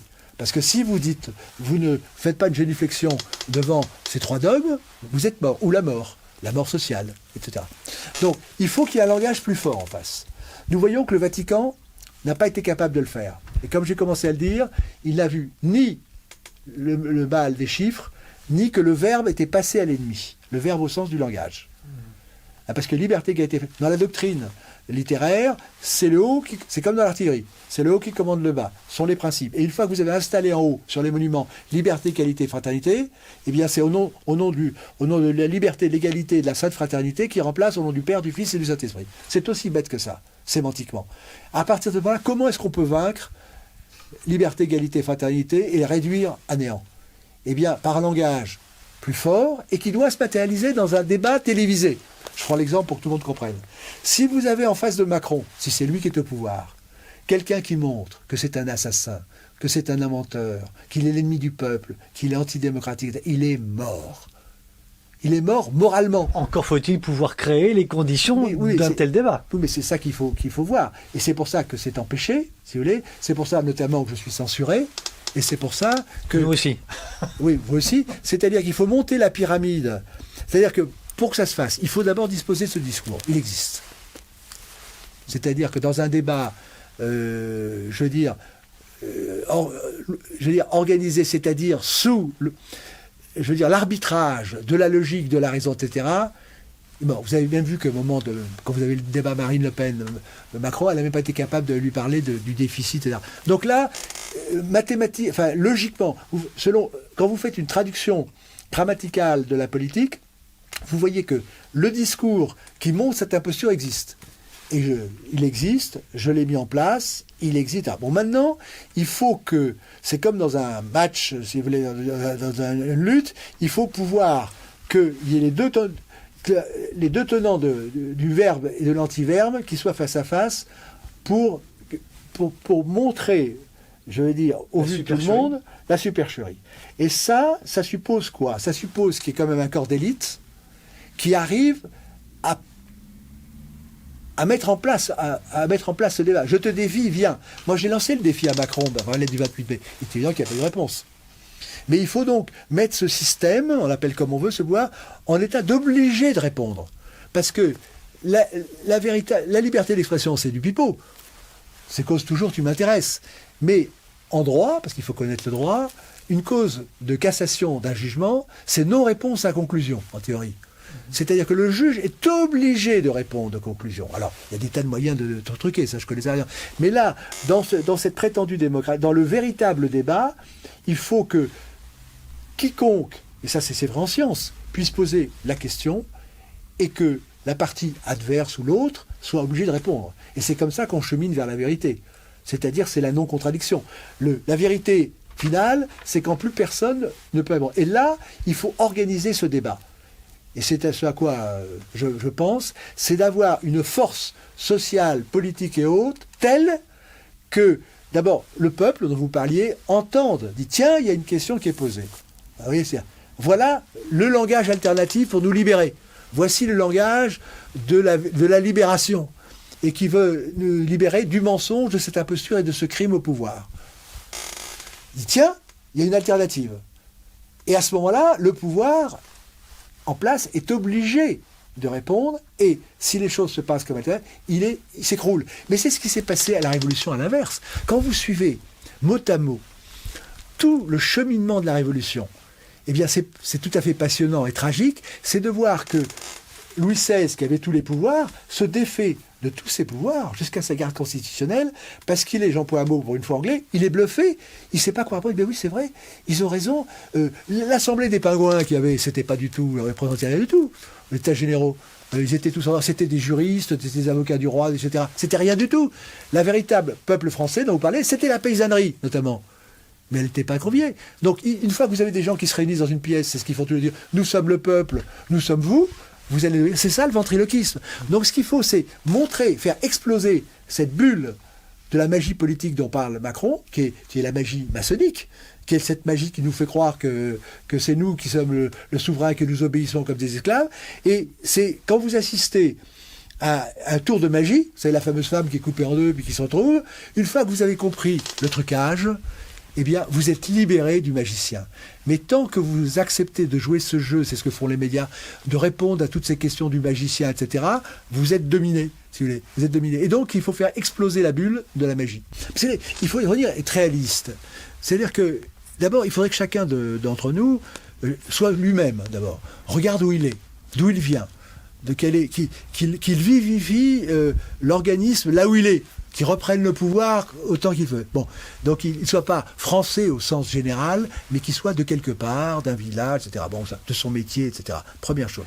Deuxième chose, arrêtons de regarder ce qui se passe aux États-Unis, en Russie. C'est une perte de temps. Alors, si vous parlez de Poutine, on pourrait parler de Poutine, ou on pourrait parler de Trump, ouais. Etc. C'est-à-dire que Poutine, il est lui, il est russe. Il est russe avant tout. Bon, et quand vous aviez, par exemple, l'Europe chrétienne, ça n'empêchait pas les princes chrétiens de se battre entre eux. C'est pas parce qu'un autre prince était chrétien qu'il n'allait pas vous choiraver telle province ou telle chose. C'est pas le même sujet, si vous voulez. Bon. Et donc, Poutine, supposons que Poutine soit ce que d'aucuns pensent, en tout cas, apparemment, il est russe, apparemment, il aime son pays, je dis bien apparemment, et il voudrait retrouver la Grande Russie. Bon, si on le prend comme ça, alors qu'il y a des personnes qui disent d'autres choses, eh bien, il est évident d'abord, il doit éprouver une certaine animosité parce qu'il avait tendu le bras à l'Europe de l'Ouest. Apparemment, c'est son nullité. Donc, c'est un peu comme une femme déçue ou un homme déçu, il a une certaine rancœur. Ensuite, on l'a mis dans les bras peut-être de celle qu'il ne voulait pas avoir, c'était la Chine. Je ne suis pas sûr que ça soit sa tasse de café. Puis il y a la Sibérie qui est là. Enfin, faut voir tous les éléments. Donc lui, il va d'abord, il roule pour lui. Et si, je dis ça de manière un peu provocante, et nous avons probablement la chance d'avoir quelqu'un qui a quand même des nerfs d'acier, parce que je vais vous raconter une histoire qui est encore cachée, encore un mensonge. Pendant l'ère soviétique, il y avait évidemment un commandement qui était chargé de surveiller l'espace aérien soviétique à l'époque. Donc il y avait comme toujours un chef qui était là, avec ses subordonnés, et qui observait pour voir les violations de l'espace aérien soviétique. Et c'est historique ce que je vous dis. Et ça devrait être connu là encore. C'est très important pour la suite. Eh bien, tout à coup, il y a une violation qui est annoncée avec leur système de perception. Bon. L'officier qui est là, normalement, s'il appliquait la procédure, contre-attaque. Il garde son sang-froid, il attend. Deuxième violation, il ne bouge pas. Alors c'est subordonné, dire qu'est-ce qu'on fait, chef, voyons, c'est pas possible, etc. Il ne bouge pas. Troisième, aussi, il appelle son chef, et ça c'est à vie. Allô, etc., il y a une violation. Le chef dit, écoutez, vous vous rappellerez demain, je suis en train de dormir. Et ça, c'est une possibilité. C'est-à-dire que le sort du monde peut être suspendu à ce genre de choses. Mais c'est ça la vérité. C'est pas liberté, les grands mots abstraits. Non, non, c'est ça la réalité. Derrière un député, il y a un homme, il y a des appétits. Derrière un journaliste, il y a un appétit. Il y a la vanité, c'est tout ça. C'est l'homme réel. Et après, tout à coup, enfin, disons que la violation de l'espace aérien rentre dans la zone optique. C'est-à-dire qu'on peut voir si c'est vrai, si c'est pas du numérique, si je peux dire, si c'est pas de l'artificiel. Et tout à coup, on voit que c'était à l'heure. Et ce que disait ce film, qui est passé, c'est qu'effectivement, il a sauvé le monde, parce qu'effectivement, s'il avait lancé une contre-attaque, contre-attaque, etc., enfin, il a été reçu aux États-Unis. Mais je pense que si cette histoire est très peu connue, c'est parce que souvent, ça remet les pieds sur terre. C'est-à-dire qu'en fait, c'est plein d'enseignements sur un homme. Je vous dis, c'est pour ça que je vous dis, il nous faut des hommes. Hein, c'est pas le peuple qui va s'en tirer. Lorsqu'il y avait la mode féodale, c'est parce qu'il y en avait un qui était plus baraqué et plus courageux que les autres. Et je rappelle une chose intéressante, c'est que si on parle de basse-cour, c'est la basse-cour du château. Donc, contrairement à ce que disent certains, le château n'opprimait pas les paysans, il les protégeait. Et c'est la base du politique, normalement, c'est d'échange de bons procédés. Je protège et en contrepartie, il y a des choses. Et actuellement, nous ne serons sauvés. Nous avons besoin de guerriers de l'intelligence, je dis bien le mot, parce que c'est une guerre de l'intelligence actuellement. Il faut reprendre le pouvoir du langage, il faut pulvériser cette magie politique, et il faut du courage, il faut un corps d'élite qui est à l'image de la bonne chevalerie, je veux dire, protectrice, qui protégeait les villages, de la mode féodale, etc. Mais là, sont avec des éléments intellectuels. Il ne s'agit pas de coup d'État. Et je vous dis, Poutine, il a très probablement une certaine sympathie, si vous voulez, mais pour les bons chez nous. Mais quand on devient le pays ennemi, eh bien, il y a une animosité qui vient. Et s'il devait nous vitrifier pour son bien, je pense qu'il n'hésiterait pas si ça rentrait dans ses calculs. Donc arrêtons d'attendre des autres ce que nous devons faire nous-mêmes. Au lieu de passer son temps à regarder le mondialisme, les trucs, etc., il faut cultivons notre jardin, et ce qu'il faut, c'est reprendre le pouvoir partout, et pour remettre le langage à l'endroit. Je vous rappelle que la révolution, c'est la révolution du langage, reprendre le pouvoir chez nous, et pouvoir nous entraider, nous aider et exister tout simplement parce que nous sommes en train de disparaître de la carte intellectuelle, spirituelle et politique. Merci beaucoup Arnaud Hupinski, c'était passionnant, on a passé 1h40 ensemble. Vous nous tiendrez au courant de vos ouvrages. J'ai cru comprendre qu'il y en avait un qui sortait. D'une bonne décision qui sera prise, mais n'anticipons pas. D'accord. Dans ce sens, vous nous garderez la primeur. Le pouvoir, et je vous dis, il ne s'agit pas de guerre civile, etc. Il faut reprendre le pouvoir en tout bien, tout honneur, et à la loyale, si je peux dire, en vérité. Vous nous garderez les primeurs ou pas? Nous en parlerons après l'antenne. Au téléphone. Merci beaucoup. C'est moi qui vous remercie.